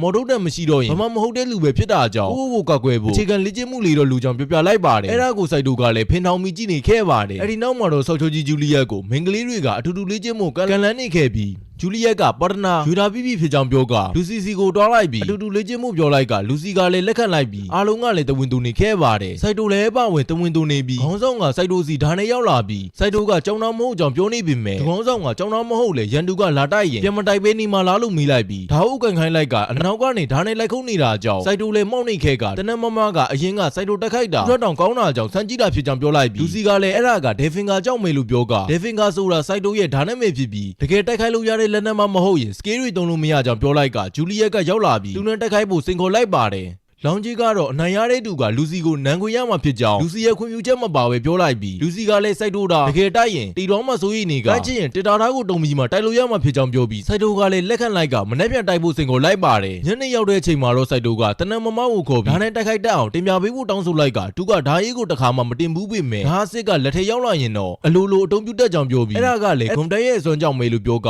စိုက်တိုးကစွမ်းမမမီကိုပဲဓာတ်ရေးကိုလည်းတမြောက်ချင်ပြီးစစ်ပွဲမှာလည်းအတုံးဝင်ချင်ကြောင်းနဲ့လူစီကိုလည်းကောက်ွယ်ပေးချင်ကြောင်းပြောကမနေ့ပြန်ခိုင်မှုမှာလည်းအနိုင်လူချင်းကြောင်းပြောလိုက်ပြီးတနက်မမလည်းလေ့ကျင့်ပေးဖို့တဘောတူလိုက်ကတစ်ဖက်မှာလူစီကစိုက်တိုကိုမိတ်စီမှာရှာနေခဲ့ပြီးလူကြားထဲမှာမထားနိုင်လို့ပြောကပြန်ထုတ်ပေးဖို့ပြောနေပြီးစိုက်တိုကလည်းမနာတဲ့လေ့ကျင့်နေခဲ့ကအကွက်တစ်ကိုရှာနေခဲ့ပါတယ်လူစီကဆော့ဆော့ကြီးတို့ရှိတွားရှာပေမဲ့ဆော့ဆော့ကြီးကဘာမှမရှင်းပြပဲစိုက်တိုကိုအနောက်ဘက်ကွင်းမှာတနက်မမနဲ့အတက်ပြင်းပြင်းရှူပြီးချွေးရီလည်းဆူရွှဲနေတာပဲလို့ပြောလိုက်ပါတယ်အဲ့ဒီနောက်မှာတော့စိုက်တိုလည်းတစ်ဖက်လူရဟာကွက်တွေကိုရှာဖို့ကြိုးစားနေချိန်တနက်မမကိုမီးမမကြိုက်တာဘာလို့လဲလို့ပြောလိုက်တော့ဒရမာရှိတဲ့တနက်မမလည်းအနှဲငယ်အတွေးဝင်သွားတာကြောင့်စိုက်တိုလည်းအခွင့်ကောင်းယူကတနက်မမပေါ်လေးကြတွားခဲ့ပါတယ်အဲ့လိုအချိန်ကောင်းခါကောင်းမှာပဲလူစီလည်းရောက်လာခဲ့ကတူကြထားတာတွေကတကယ်ပဲဖြစ်နေတဲ့ဆိုကစိုက်တိုကိုအတေဆုံးနေခဲ့ပါတယ်နောက်နေ့မနက်မှာတော့စိုက်တိုလည်းလေ့ကျင့်လို့မဟုတ်ပဲလူစီရိုက်လို့ပင်ပန်းနေပြီးဂျူလီယက်ကအချိန်မီတေးတာကြောင့်နောက်ဆုံးလို့ရကြောင်းပြောချိန်စိုက်တိုလည်းစတိုက်ဖို့ပြောလိုက်ကဂျူလီယက်ကစိုက်တိုကိုအနမ်းပေးဖို့အတင်းပြင်ထားလို့ပြောပြီးစိုက်တိုကစတိုက်ခိုက်ပေမဲ့တူပဲပြန်ခုကနေရကမူမူကစိုက်တိုကိုနိုင်အောင်တိုက်ဖို့ပြောပြီးအဲ့ဒါမှဂျူလီယက်လူစီကိုမနိုင်ရမှဖြစ်ကြောင်းပြောလိုက်ကဆော့ဆော့ကြီးကလည်း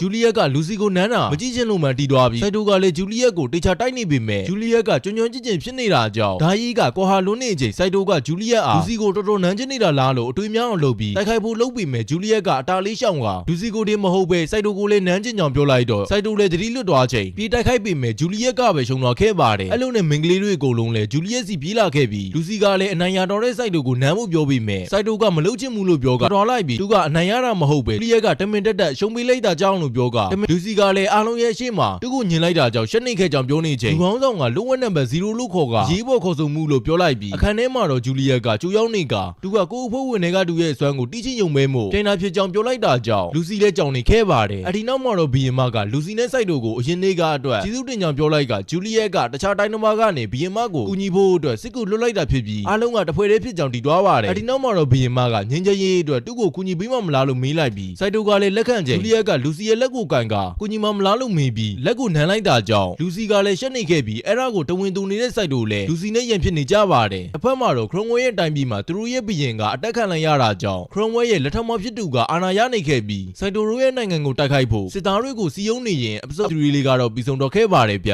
episode 4ရဲ့စမော်ရိုဆိုင်တို့ကအိမ်နေရင်လူစီရဲ့ရင်နာပုတ်ကိုလက်တင်လိုက်မိပေမဲ့ဘာမှမရှိကြောင်ပြောလိုက်ပြီးလူစီကလည်းခြေထောက်နဲ့နေလိုက်ချိန်လူစီရဲ့အမကြီးဖြစ်သူကရောက်လာခဲ့ကအိမ်ပြန်မှုဆွဲခေါ်သွားပြီးမိတ်ကိုလည်းအတူတူလိုက်ခဲ့ဖို့ပြောလိုက်ပါတယ်အဲဒီနောက်မှာတော့လမ်းမှာပုံမှန်ဆိုစော်တင်းလက်နေတဲ့လူစီလည်းအမကြီးဖြစ်သူကြောင့်အငြိမ်နေခဲ့ရကအိမ်ပြန်ရောက်ရင်လင်းယူဖို့စဉ်းစားခိုင်းနေပါတော့တယ်တစ်ဖက်မှာတော့မိတ်ကစိုက်တုံနဲ့လူစီအရန်ကတ်နေတာကြောင့်သူ့အတွက်အခွင့်အရေးမရှိကြောင်တွေးနေတော့လဲကခုံသွားတာကြောင့်နှစ်ယောက်တာဖက်မိသွားပြီးအဲဒါကိုမြင်တဲ့လူစီလည်းလဲကိုခေါင်းမပွင့်တဲ့အထိဆိုလိုက်ပါတယ်အဲဒီနောက်မှာတော့လူစီရဲ့စိတ်ရင်ကြီးကိုရောက်တော့ခဲ့ကအမလက်ဖြစ်သူကလည်းကျူးစုံနေပြီးစိုက်တိုကတော့ကွာချောင်းမှုကြီးကိုတဝါကြီးကြည့်နေခဲ့ပါတယ်အဲဒီနောက်မှာတော့ညဆက်စားကြပြီးစိုက်တိုကဘိုင်ဟောင်းလောင်းနဲ့စောင့်နေရကအမကြီးဖြစ်သူကကြောင်းမနေလေဘာမှမဖြစ်မြောက်တဲ့လူစီကိုလင်းပေးစားလိုက်ဖို့အမေကိုပြောနေပြီးလူစီကလည်းသူဘာမှတုံးမကြတာမဟုတ်ပဲဒီနမီကိုကူညီပေးနေတာဖြစ်ကြောင်းပြောပေမဲ့အရေးချင်း0ပဲဖြစ်နေတာကြောင့်အမကြီးဖြစ်သူကအယုံကြည်မရှိပဲဖြစ်နေပြီးလင်းယူဖို့ပဲပြောနေတာကြောင့်လူစီကအမကြီးကိုအရင်လက်ထက်တင်ကြောင်ပြောကမျိုးသားတယောက်နဲ့လေစစ်ဆက်ထားတယ်မလားလို့ပြောလိုက်ချိန်အမကြီးဖြစ်သူကဒေါ်ရထွက်သွားပြီးစစ်ဆက်ထားတာကပြတ်တော်ကြီးဖြစ်ကြောင်းပြောကသူညာ ခံနေတာကြောင့်အမေဖြစ်သူကထမင်းစားချိန်တိတ်တိတ်နေဖို့ပြောကလူစီအကြောင်းကိုအဖေပြန်လာမှစပြောမယ်လို့ပြောလိုက်ပါတယ်။ညရောက်တဲ့အချိန်မှာတော့စိုက်တိုလည်းလူစီအတွက်ဘာမှမလုပ်ပေးနိုင်တာကြောင့်စိတ်ကြနေပြီးအိမ်အောင်ဘက်ကိုရှာပြီးတော့မှဖြစ်တာကြောင့်ဆိုရင်နေခဲ့ကတစ်ဖက်ကမိတ်လေစိုက်တိုနဲ့နီးစပ်ချင်းကြောင့်တွေးကမင်္ဂလီတယောက်အနေနဲ့ဒန်ဥခွင့်ရရှိတဲ့ကြောင့်စဉ်းစားပြီးတူးမကပူကြီးရရင်တာရှိတာကြောင့်ပြုံနေခဲ့ကတစ်ဖက်ကလူစီလည်းအမကြီးကတူးဘော်ဆိုအနိုင်ကျင့်တာကြောင့်စိတ်ညစ်နေပြီးအမလက်ကလည်းဘေးကနေနှစ်သိပ်ပြီးနေခဲ့ကလူစီကိုချစ်တဲ့နေပြီပဲလို့ပြောလိုက်တာကြောင့်မျက်နှာတစ်ခုလုံးလည်းหนีရေးလာခဲ့ပြီးမိတ်ကတော့စိုက်တိုခန်းထဲကိုတိတ်တိတ်စိတ်ဝင်လာခဲ့ပါတယ်။အဒီနောက်မှာတော့လူစီကအိမ်မြဖြစ်နေတာကြောင့်အမလက်ကလူစီကိုတယောက်ယောက်အကြောင်းတွေးနေတာလားမေးပြီးစိုက်တိုအကြောင်းများလားလို့မေးလိုက်ချိန်ရှက်နဲ့မချစ်ပါဘူးလို့ပုံပန်40တွေဖြစ်မိလိုက်ပါတယ်။အဲ့လိုနဲ့အမလက်လည်းလူစီကိုတွားချင်းတဲ့နေရာတွားလို့ရောက်ကြောင်းပြောတော့လူစီလည်းဆောင်ပတ်ပြီးစိုက်တိုကိုတွေးချင်လို့တွားတာမဟုတ်ပဲစိုက်တိုကသူ့ရဲ့စင့်ကိုကောင်ဖြစ်တာကြောင့်အတူရှိနေရမှာမို့လို့တွေးကအခန်းထဲဝင်သွားချိန်ခေါင်းမူးချုံလာတာတွေ့တာကြောင့်ဆောင်းမုံထဲဝင်လိုက်ပြီးမိတ်ကလည်းစိုက်တိုထင်းပြီးနမ်းလိုက်ကလူစီကမိတ်ရဲ့ရင်သားကိုကိုင်းမိချိန်တခုထူဆန်းနေတာကြောင့်ကြီးလိုက်ပြီးနှစ်ယောက်လုံးကလည်းလန်သွားခဲ့ကလူစီကမိတ်ကိုဘာလို့ဒီခန်းထဲရောက်နေတာလဲလို့မေးတော့မိတ်လေစိုက်တိုကခေါ်လာတာဖြစ်ကြောင်းပြောလိုက်တာကြောင့်လူစီလည်းဘာမှပြောသက်မရှိတော့အောင်ကိုကြောင်လာခဲ့ပါတယ်တစ်ဖက်မှာတော့စိုက်တိုကလူစီကိုရှာဖို့အခန်းထဲတွားခဲ့ပြီးလူစီရဲ့အမကြီးပဲရှိနေခဲ့ကစိုက်တိုကိုမျိုးစားနဲ့မာပြီးဖက်လိုက်တာကြောင့်စိုက်တိုကရင်ဘက်ကိုစမ်းကြည့်ချိန်အရွယ်စားကကြီးနေပြီးလူစီမဟုတ်မှတီးသွားချိန်နောက်ကျသွားခဲ့ပြီးတောင်းပန်ပေမဲ့လည်းအစောခံလိုက်ရပါတယ်အဲဒီနောက်မှာတော့လူစီကဝမ်းနေနေနဲ့အမလက်စီပြန်လာခဲ့ကငိုနေခဲ့ပါတယ်နောက်နေ့မနက်မှာတော့လူစီတို့မနက်စားနေတော့အဖေဖြစ်သူကပြန်လာခဲ့ကစစ်ပွဲကိစ္စတွေကြောင့်စိတ်ရှုပ်နေခဲ့ပြီးဘရင်မကိုအပြစ်ပြောနေတာကြောင့်လူစီလည်းဘရင်မဘက်ကကာပြောလိုက်တာကြောင့်အဖေဖြစ်သူကလူစီကိုဘာမှကြိုးမရှိတဲ့မော်ကြောင်မနေပဲလင်းယူဖို့ပြင်ထားဖို့ပြောပြီးထွက်သွားလိုက်ပါတယ်အဲဒီနောက်မှာတော့လူစီကိုကြိုက်နေတဲ့သူရှိပြီလားလို့မေးပြီးအစင်းနေတဲ့လူတယောက်မှတီသွားတာကြောင့်လူစီလည်းရှက်ရှက်နဲ့ထွက်ပြေးသွားပါတယ်တစ်ဖက်မှာတော့စိုက်တိုကတကိုယ်လုံးဒဏ်ရာရနေတာကြောင့်စီးထဲနေချိန်အမလက်ကရောက်လာခဲ့တာကြောင့်ပျော်နေခဲ့ပြီးလူစီကြီးလိုက်ရင်လည်းအမလက်လိုပဲဖြစ်လာမှလားလို့တွေးနေကအမလက်ကတူးထက်ပူဆွဲဆောင်မှုရှိပြီးကြီးလာမှလို့ပြောလိုက်တော့စိုက်တိုလည်းလန်သွားခဲ့ကအမလက်ကဒီတိုင်းဆက်သွားနေရင်လူစီကအင်္ဂါပေးစားတဲ့ယောက်ျားနဲ့ရပြီးမပြောမရွှင်နဲ့နေထိုင်ရမှဖြစ်ကြောင်းပြောပြလိုက်ကလူစီအခုရေကန်ထဲကဒီထဲမှာရှိကြောင်းပြောလိုက်ပြီးအပြင်မှာလည်းမြင်းတဲ့တစည်းကကြိုစောင်းနေတယ်လို့ပြောလိုက်ကစိုက်တိုကိုနှစ်ဖူးမှနမ်းပြီးသူညမကိုဆောင်းရှောက်ပေးဖို့ပြောလိုက်ပါတယ်အဲ့လိုနဲ့စိုက်တိုလည်းဝမ်းနေနေတဲ့လူစီစီတွားလိုက်ကအတူလိုက်ခဲ့ဖို့ခေါ်ပေမဲ့လူစီကတူးမှာ five match ရှိပေမဲ့တူးမိသားစုကိုပြောပြလို့မရကြောင်းနဲ့ဘလောက်ကြိုးစားဘသူမှလည်းအတီးမပြူကြဘူးလို့ပြောတော့စိုက်တိုလည်းတူးကအတီးမပြူကြောင်းပြောချိန်လူစီကစိုက်တိုကိုမိတ်နဲ့ကြိုက်နေတာမလားလို့မေးပြီးစိုက်တိုကလည်းဒေါ်ရထွက်သွားကလူစီလိုတကူကောင်းဆန်တဲ့မင်းကလေးကိုဘသူကကြည့်ဖြူပြီးရင်နာတဲ့တူရဲ့စင်ငေါ့ကောင်လည်းဘသူကဖြစ်ချင်မှလဲဆိုကလူစီကိုချစ်တယ်လို့ဖွင့်ပြောလိုက်ပြီးအဲ့ဒါတွေကိုတူကစိတ်ဝင်စားကြောင်းပြောလိုက်ပါတယ်အဲ့ဒီနောက်မှာတော့လူစီလည်းရှက်နေခဲ့ပြီးတူရဲ့ကြိုက်တဲ့နေရာကိုထိခွင့်ပေးမယ်လို့ပြောချိန်စိုက်တိုလည်းပြောသွားခဲ့ကနမ်းလိုက်ပြီးလေပေါ်မှာဝန်နိုင်ကျဲဖို့လုပ်ချိန်ကန်ဆက်ကိုရောက်သွားပြီးအဖေနဲ့မေကရှိနေတာကြောင့်စိုက်တိုကိုလွှင့်ပစ်လိုက်ကစိုက်တိုကိုတက်ပစ်ဖို့အမိန့်ပေးချိန်ဓာတ်အုပ်ထုတ်လိုက်ပြီးလင်းမြန်စွာနဲ့ပဲလူစီကိုခေါ်တော်လိုက်ပါတယ်အဲ့လိုနဲ့လူစီလည်းအဖေကိုစိတ်မပူဖို့ပြောပြီးခေါ်တော်လိုက်ကတရားဖို့ရောက်တဲ့ချိန်မှာတော့ဘူလန်တကောင်ကတာစီဖို့လုံးနေချိန်အမလက်ကကူညီပေးလိုက်တာကြောင့်စိုက်တိုလည်းအေးစစ်စစ်ဖြစ်လိုက်နိုင်ခဲ့ကမိတ်ကလေတစည်းနဲ့ကြိုးဆောင်နေတာကြောင့်လွယ်လွယ်ကူကူနဲ့ထော်တော်နိုင်လိုက်ပါတယ်အဲ့ဒီနောက်မှာတော့လူစီကစိုက်တိုကိုမနေ့ကဘယ်ရောက်နေတာလဲလို့မေးချိန်စိုက်တိုလည်းအမကြီးခန်းထဲကိုမှားဝဲမိနေကြောင်းပြောကလူစီလည်းကြောင်သွားပြီးမိတ်ကလည်းတူကားတာစိုက်တိုကိုပျော်ရွှင်အောင်လုပ်ပေးနိုင်ကြောင်းတွေးရင်အပစုဖိုးလေးကတော့ပြီးဆုံးတော့ခဲ့ပါတယ်ဗျepisode 4ရဲ့ဆောင်းမှာတော့ကျောင်းတူးတွေကိုလေ့ကျင့်ပေးနေပြီးဒီနေ့ကမော်ပညာလေ့ကျင့်ခွင့်ပေးမှဖြစ်တာကြောင့်နိုင်ငံတကာမော်ကျောင်းတို့ကဆရာကိုခေါ်လာခဲ့တယ်ပြောပြီးမိတ်ဆက်ပေးချိန်လူစီရဲ့အမကြီးဖြစ်နေခဲ့ပါတယ်။အဲဒီနောက်မှာတော့အမကြီးကဘရင်မရဲ့အမိန့်တော်ကြောင့်လာခဲ့ရတာဖြစ်ပြီးဘရင်မကိုယ်တိုင်လာပြီးပြောတာကြောင့်မဖြစ်မနေလာခဲ့ရတာဖြစ်ကလူစီကဘရင်မအတွက်လျှို့ဝှက်တောင်းဝင်ထမ်းဆောင်နေရတာကိုလည်းသိရပြီးမော်ပညာမရှိပဲဘလို့ကူညီနေတာလဲလို့မေးလိုက်ပါတယ်။အဲဒီနောက်မှာတော့အမလက်ကလည်းခွေးပေါက်တုံးကောင်နဲ့ရောက်လာခဲ့ကလူစီကိုစိတ်မချတာကြောင့်ဖြစ်ပြီးလူစီကလည်းအမလက်ရှိရင်ပြောရတယ်လို့ပြောတာကြောင့်အမကြီးဖြစ်သူကရှိရင်လည်းပြောရတယ်ဆိုကပေါင်းဦးဆွဲထားလိုက်ပါတယ်။ညရောက်တဲ့အချိန်မှာတော့စိုက်တိုတယောက်တုံးစတိုးလာတာကြောင့်စညစ်နေချိန်မိကရောက်လာတာကြောင့်အထင်မလွယ်ဖို့ပြောလိုက်ပြီးမိကကူလျှော်ပေးမဲ့ပြောကတူလေတနေ့ကြဒါမျိုးလေးတွေဝစ်ကြည့်ချင်းပေမဲ့ဒိုက်ပေါက်မလားလို့ပြောလိုက်ပြီးစိုက်တိုကလည်းတေချာပေါက်လိုက်မှဖြစ်ကြောင်းပြောလိုက်တာကြောင့်ဝစ်ကြည့်ဖို့စကက်ကိုလန်လိုက်ချိန်အချိန်ကိုက်ဆိုသလိုလူစီကရောက်လာခဲ့တာကြောင့်စိုက်တိုလည်းအထင်မလွယ်အောင်မိကကူလျှော်ဖို့လုံနေတာလို့ပြောပေမဲ့မိကစိုက်တိုကိုစိတ်ကြည်နေအောင်ပြုစုပေးနေတာလို့ပြောလိုက်တာကြောင့်လူစီလည်းဒေါ်ရထွက်သွားပြီးစိုက်တိုကိုစော်ဖို့ပြင်နေတော့ပောက်ကွဲမှုဖြစ်တာကြောင့်ကျောင်းအုပ်ကြီးစီသွားလိုက်ပြီးလူတယောက်ကကျောင်းအုပ်ကြီးရုံကန်ထဲကိုခိုးဝင်သွားတာဖြစ်နေခဲ့ပါတယ်အဲ့လိုနဲ့တနက်မမလည်းသူတို့ဖြည့်ရှင်းမှာဖြစ်တာကြောင့်အကုန်လုံးကိုပြန်လုံးလိုက်စိုက်တိုကိုတော့နေခဲ့ဖို့ပြောကလူစီကတော့ဒီတိုင်းပြန်လာရပါတယ်အဒီနောက်မှာတော့ကျောင်းအုပ်ကြီးကတူခန်းထဲကမိကတက်တာကိုအဖောက်ခံရတာဖြစ်ပြီးဟန်မိုလုပ်ပေမဲ့ရင်နာကြီးကိုငေးမိသွားတာကြောင့်လွတ်သွားခဲ့ရပြီးလွတ်သွားတဲ့အစားရင်နာတစ်လုံးကိုအမတ်တာလုံးလိုက်နိုင်ကြောင်းပြောကအခုခံရတဲ့ပစ္စည်းကလေဗရန်များလက်စွပ်ပဲဖြစ်ပြီးဘရင်မကတင်ခိုင်းထားတာဖြစ်ကဒါပေမဲ့အခုခံရတာတွေကအတူပဲဖြစ်နေပြီးအစ်စ်ကိုကတခြားတိုင်းပြည်ကတငယ်ချင်းကိုပေးထားတာဖြစ်တာကြောင့်ဒီလိုအန်ဒီရယ်တွေကိုတားဆီးနိုင် နိုင်ကြောင်းပြောလိုက်ပါတယ်။ကိုကလည်းဒီကြောင်တွေကမှန်တီးပြီးတရခန်းကမြေမောပညာကိုအသုံးပြုသူဖြစ်တာကြောင့်မော်စီယာအားလုံးကိုမယုံပဲစိုက်တိုကိုပဲအကူအညီတောင်းခဲ့တာဖြစ်ကမကြခင်ကရောက်လာခဲ့တယ်လူစီရဲ့အမဖြစ်သူတွေကိုလည်းမတင်ကားကြောင့်ပြောပါတယ်။ကျောင်းအုပ်ကြီးကတရခန်းရဲ့ရင်ဘက်မှာတူတယောက်တည်းအသုံးပြုလို့ရတဲ့တစိမ့်သုံးကိုကတ်ထားတာကြောင့် triangle အဆင့်ရှိတဲ့မော်စီယာတွေတောင်ဖျက်လို့မရကြောင်းပြောပြီးစိုက်တိုကိုရှာခိုင်းလိုက်ပါတယ်။အဲ့လိုနဲ့စိုက်တိုလည်းအနာကတစိမ့်ကိုရှာဖို့လူတိုင်းကိုနှုတ်ပြခိုင်းရမှာလားလို့ပြောနေပြီးလူကောင်းဆောင်ကတခြားကျောင်းသူတွေကိုတော်စစ်မှဖြစ်တာကြောင့်စိုက်တိုကိုတော့လူစီရဲ့အမတွေကိုတော်စစ်ဖို့တာဝန်ပေးလိုက်ကစိုက်တိုလည်းအမကြီးခန်းကိုခိုးဝင်ပြီးပုံမှန်ဆိုကြောက်ဆက်ကောင်းပေမဲ့ညာအိရင်တော့ဝစ်စုံလလလေးနဲ့ဝေးအိတ်တက်တဲ့အမကြီးကိုကြည့်ပြီးဂျယ်တီတလုံးကိုချွတ်လိုက်နိုင်ပေမဲ့မမြင်ရသေးတာကြောင့်နှုတ်တလုံးကိုချွတ်ဖို့လုပ်နေချိန်အမကြီးကနူးလာခဲ့ကတကယ်ကိုနာဘူးကောင်းမဲလို့ပြောပြီးကြာပွန်းနဲ့ဆုံလိုက်ပါတော့တယ်အဲ့လိုနဲ့စိုက်တိုလည်းအမလက်စီပြန်သွားချိန်အမလက်ကခွေးရောက်တန်ကြောင့်နူးလာခဲ့ကလူစီကလည်းအနောက်ကရောက်နေပြီးဘာလာလုံးနေတာလဲလို့မေးတော့စိုက်တိုကရင်သားကိုကြီးကြီးယုံလေးပဲလို့အစမရှိအဆုံးမရှိပြောလိုက်တာကြောင့်အခန်းပြင်ကိုဆွဲထုတ်ခံလိုက်ရကအခန်းထဲအထိပါဆွဲခေါ်သွားပြီးအတစ်ဆက်ဆက်ဝေလာတဲ့ကြာပွန်းလေးကိုထုတ်လိုက်ပြီးအင်ကြီးချုပ်ခိုင်းလိုက်ချိန်တကူလုံးကအမယုံနဲ့ဖြစ်နေတာကြောင့်အမကြီးခန်းထဲသွားပြီးရလာတဲ့ဒဏ်ရာတွေမှချက်ချင်းတန်းတီသွားကစိုက်တိုကတူရဲ့စိတ်ကိုမော်ပညာနဲ့ဖတ်နေတာလားလို့ပြောလိုက်ကလူစီကတူရဲ့စိတ်ကိုဖတ်ဖို့ပြောလိုက်ချိန်စိုက်တိုကတူကိုခွန်းလွတ်တယ်လို့တွေးနေတာလားလို့မေးလိုက်ပေမဲ့ခေါင်းကနေပြီးအိတ်ကြဖို့တွေးနေတာလားလို့ပြောချိန်လဲခေါင်းမျက်ခါနေကနောက်ဆုံးတူကိုတေအောင်တက်ချင်နေတာလားလို့မေးလိုက်ချိန်မှာတော့မှန်သွားခဲ့ကစိုက်တိုလဲငုံနေပြီးရိုက်ဖို့လုပ်ချိန်အမလက်ရဲ့အခန်းထဲမှာပောက်ကွဲမှုဖြစ်တာကြောင့်တွားကြည့်ကြပါတယ်အဲ့လိုနဲ့အမလက်ရဲ့ရင်သားတစ်ဖက်ကဖုံးပဲနေပြီးပူလိုက်တဲ့သူကလည်းဘယ်သူမှမတိပဲဖြစ်သွားကဖျောင်းနိုင်မိခွက်ကိုကင်ပြီးငွေရောင်အရည်တွေနဲ့ပတ်လိုက်တာကြောင့်ဒဏ်ရာရတော့တာဖြစ်ကတနက်မမကမြေမောပညာကိုအမလက်လည်းတုံတက်တာလားလို့မေးပြီးဂျူလီယက်ကလည်းဒါကတမင်လောက်တော့မလားလို့မေးလိုက်တာကြောင့်လူစီလည်းသူ့အမကိုဘာလို့ဆွဆွဲနေရလဲလို့မေးလိုက်ပါတယ်စိုက်တိုကိုလည်းဂျူလီယက်တို့ဘက်ကိုပါနေတာလားလို့ပြောပြီးသူ့ကိုဘာမှမပြောတာကြောင့်စိတ်တို့နေခဲ့ပါတယ်အဒီနောက်မှာတော့ဂျူလီယက်ကတခြားမမိန်းကလေးတွေအကုန်လုံးကိုစစ်ဆေးခဲ့ပေမဲ့အမတ်တားကိုဘဒုစီမာမတွေ့ရတဲ့ကြောင့်ပြောကလူကောင်းဆောင်ကလက်စွပ်နှစ်ကွင်းကိုအမလက်ရဲ့အခန်းထဲကကောက်ရိုးမှာတွေ့ခဲ့ကြောင်းပြောလိုက်ပြီးအမလက်ကိုချက်ချင်းဝှက်ခံခိုင်းချိန်အမကြီးကရောက်လာခဲ့က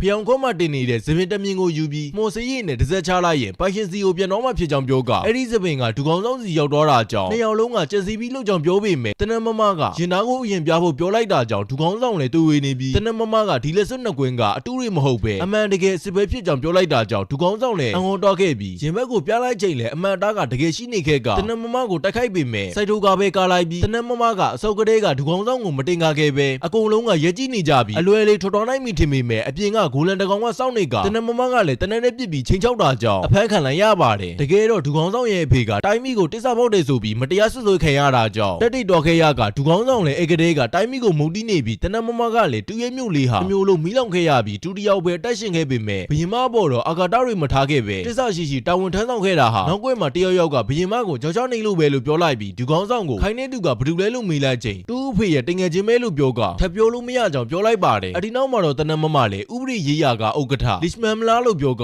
လွန်ခဲ့တဲ့15နှစ်ကဒူကောင်းဆောင်ရဲ့အဖေကိုတရားလုပ်ခဲ့တဲ့သူကလည်းသူပဲလို့ပြောပြီးတနက်မမရဲ့ရန်သူကလည်းသူပဲဖြစ်ကြောင်ပြောလိုက်ပါတယ်တစ်ဖက်မှာတော့အိတ်ဖို့လုံးနေတဲ့စိုက်တူကိုလူစီကအရေးကြီး3ခုမေးနေတယ်လို့ပြောကမိတ်နဲ့ဘာညာလုပ်ခဲ့တာကတစ်ခုအမကြီးရဲ့ခန်းထဲကိုခိုးဝင်တာကဒုတိယတစ်ခုဖြစ်ပြီးအမလက်ခန်းထဲကိုပါခြေချခဲ့တာကတတိယတစ်ခုနဲ့တနက်မမကလှုပ်ဝက်တောင်းဝင်ပေးတာကိုသူ့ကိုမပြောပြတာကောဆို၄ခုတောင်ဖြစ်သွားပြီးစိုက်တူလည်းလုပ်ခဲ့တဲ့အပြစ်တွေကတအားကိုများနေခဲ့ရင် episode 5 လေးကပြီးဆုံးတော့ခဲ့ပါတယ်ဗျအပစုပ်စီရဲ့ဆောင်းမှာတော့ဘရင်မဟာနိုင်ငံအတွင်းကပုံမှန်တူတွေကိုလွယ်လွယ်ဖမ်းလို့မရတာကြောင့်ကိုယ်တိုင်ပဲဖမ်းဖို့လုပ်ကတနမမကိုတော့ပုံမှန်တိုင်းပဲနေဖို့ပြောလိုက်ပါတယ်အဒီနောက်မှာတော့တနမမလည်းတူ့လိုအစင်တန်းနေတဲ့လူကိုယာရုပေးုံနာမကသူရဲ့တရွာလုံးကိုကြောက်ကြခဲ့တဲ့သူကိုလည်းလက်စားချေခွင့်ပေးတဲ့အတွက်ဘရင်မကိုကျေးဇူးတင်နေခဲ့ပါတယ်တစ်ဖက်မှာတော့လူစီနဲ့စိုက်တို့လည်းတနမမကိုစောင့်ဖို့အချောင်းရဲ့ဆိုင်ကိုတော်လိုက်ပြီးအချောင်းမကတော့ပုံမှန်အတိုင်းမဆက်ကသူတို့ညကြရင်ပြဆက်ရုံမှာကပြရမှာဖြစ်တာကြောင့်စိတ်လုံရှားနေကြပြီးအလုပ်ပြန်လုပ်ကြဖို့ပြောစိုက်တို့လည်းရင်သားတွေကိုကြည့်ပြီးအစင်ခွဲနေချိန်လူစီကနောက်ဆုံးဖြစ်နေတာကြောင့်အနောက်ကနေရောက်နေတဲ့လူစီလည်းပေါင်းအုပ်ဆွဲပြေးပြီးအနိုင်ကျင့်နေတော့အဲ့တဲ့ကလူစီကိုခေါ်တာကြောင့်တွားလိုက်ချိန်ဂျူလီယက်ဖြစ်နေပြီးတနက်မမကသူ့ကိုလည်းစောင့်နေခိုင်းတာဖြစ်ကြောင်းပြောပြီးစိုက်တိုကတော့အတေးရားနေအောင်တဝင်တူနေခဲ့ပါတယ်အဲ့လိုနဲ့ဂျူလီယက်တယောက်ပြိုပါနေတာကြောင့်စိုက်တိုလည်းစိတ်ညစ်ညစ်နဲ့စိုင်မင်ထွက်လာချိန်ကောင်မလေးတယောက်ကိုတိုက်မိကအတန်ကယဉ်နေတာကြောင့်ကြီးလိုက်ချိန်ဘရင်မဖြစ်နေခဲ့က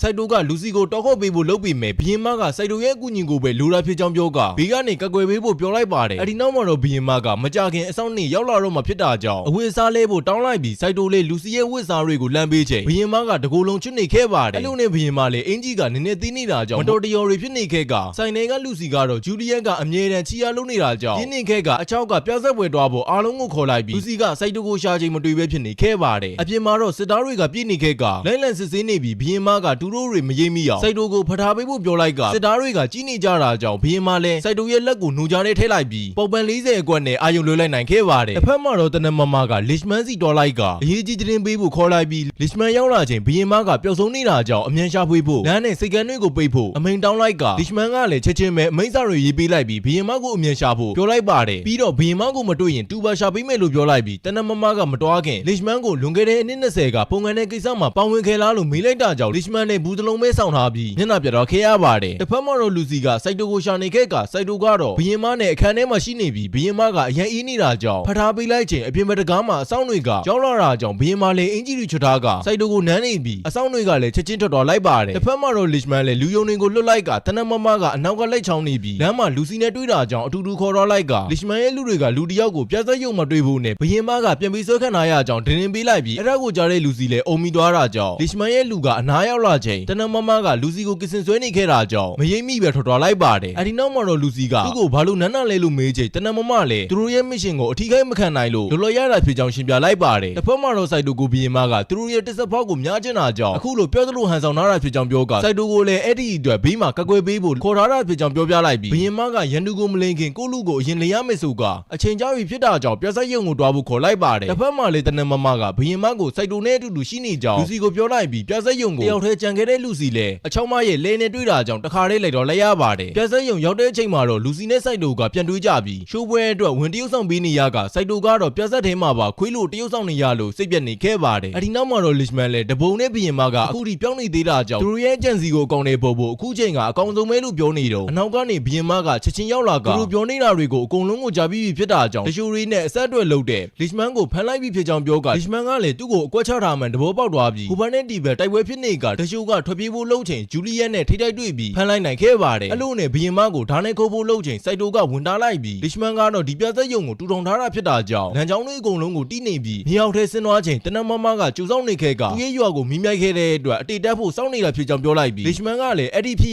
ရဲ့မတန်းတွေကမော်ချောင်းတို့ရဲ့အောက်ဘက်မှာရှိကြောင်းပြောကသူ့ကိုတက်ဖို့အလောက်မလွယ်ကြောင်းပြောပြီးတနမမကိုမီးမော်နဲ့တိုက်လိုက်ကစိတ်သက်ပြင်းပြနေတဲ့တနမမလည်းမီးတဲကနေချက်ချင်းပြတ်ထွက်လာပြီးလစ်မန်ကိုဓာတ်နဲ့ထိုးလိုက်ကအဆုံတက်ပြီးလိုက်ပါတယ်အဲ့ဒီနောက်မှာတော့အကုန်လုံးပြီးသွားချိန်လူစီကစိုက်တိုကို2ယောက်ထဲဘာတွေလုပ်နေတာလဲလို့မေးတော့စိုက်တိုလည်းဖြေဖို့ခက်နေတာကြောင့်လူစီလည်းစိုက်တိုကိုပေါ်ကရီမွေးနဲ့နေကဘီရင်မရဲ့ရီမွေးနဲ့ဖြစ်နေတာကြောင့်ဘီရင်မကိုအများအခွင့်ကောင်းယူလိုက်တာလားလို့မေးနေပြီးစိုက်တိုကလည်းလူစီကိုရောဘာတွေလုပ်နေတာလဲလို့မေးချိန်လူစီလည်းတနမမနဲ့နမ်းမိခဲ့တာတွေကိုတွေးပြီးရှက်နေခဲ့ကစိုက်တိုကိုအနောက်ကနေလိုက်ပြင်းနေရင်အပစုစစ်လေးကတော့ပြီးဆုံးတော့ခဲ့ပါတယ်ဗျအားလုံးကိုကျေးဇူးတင်ပါတယ်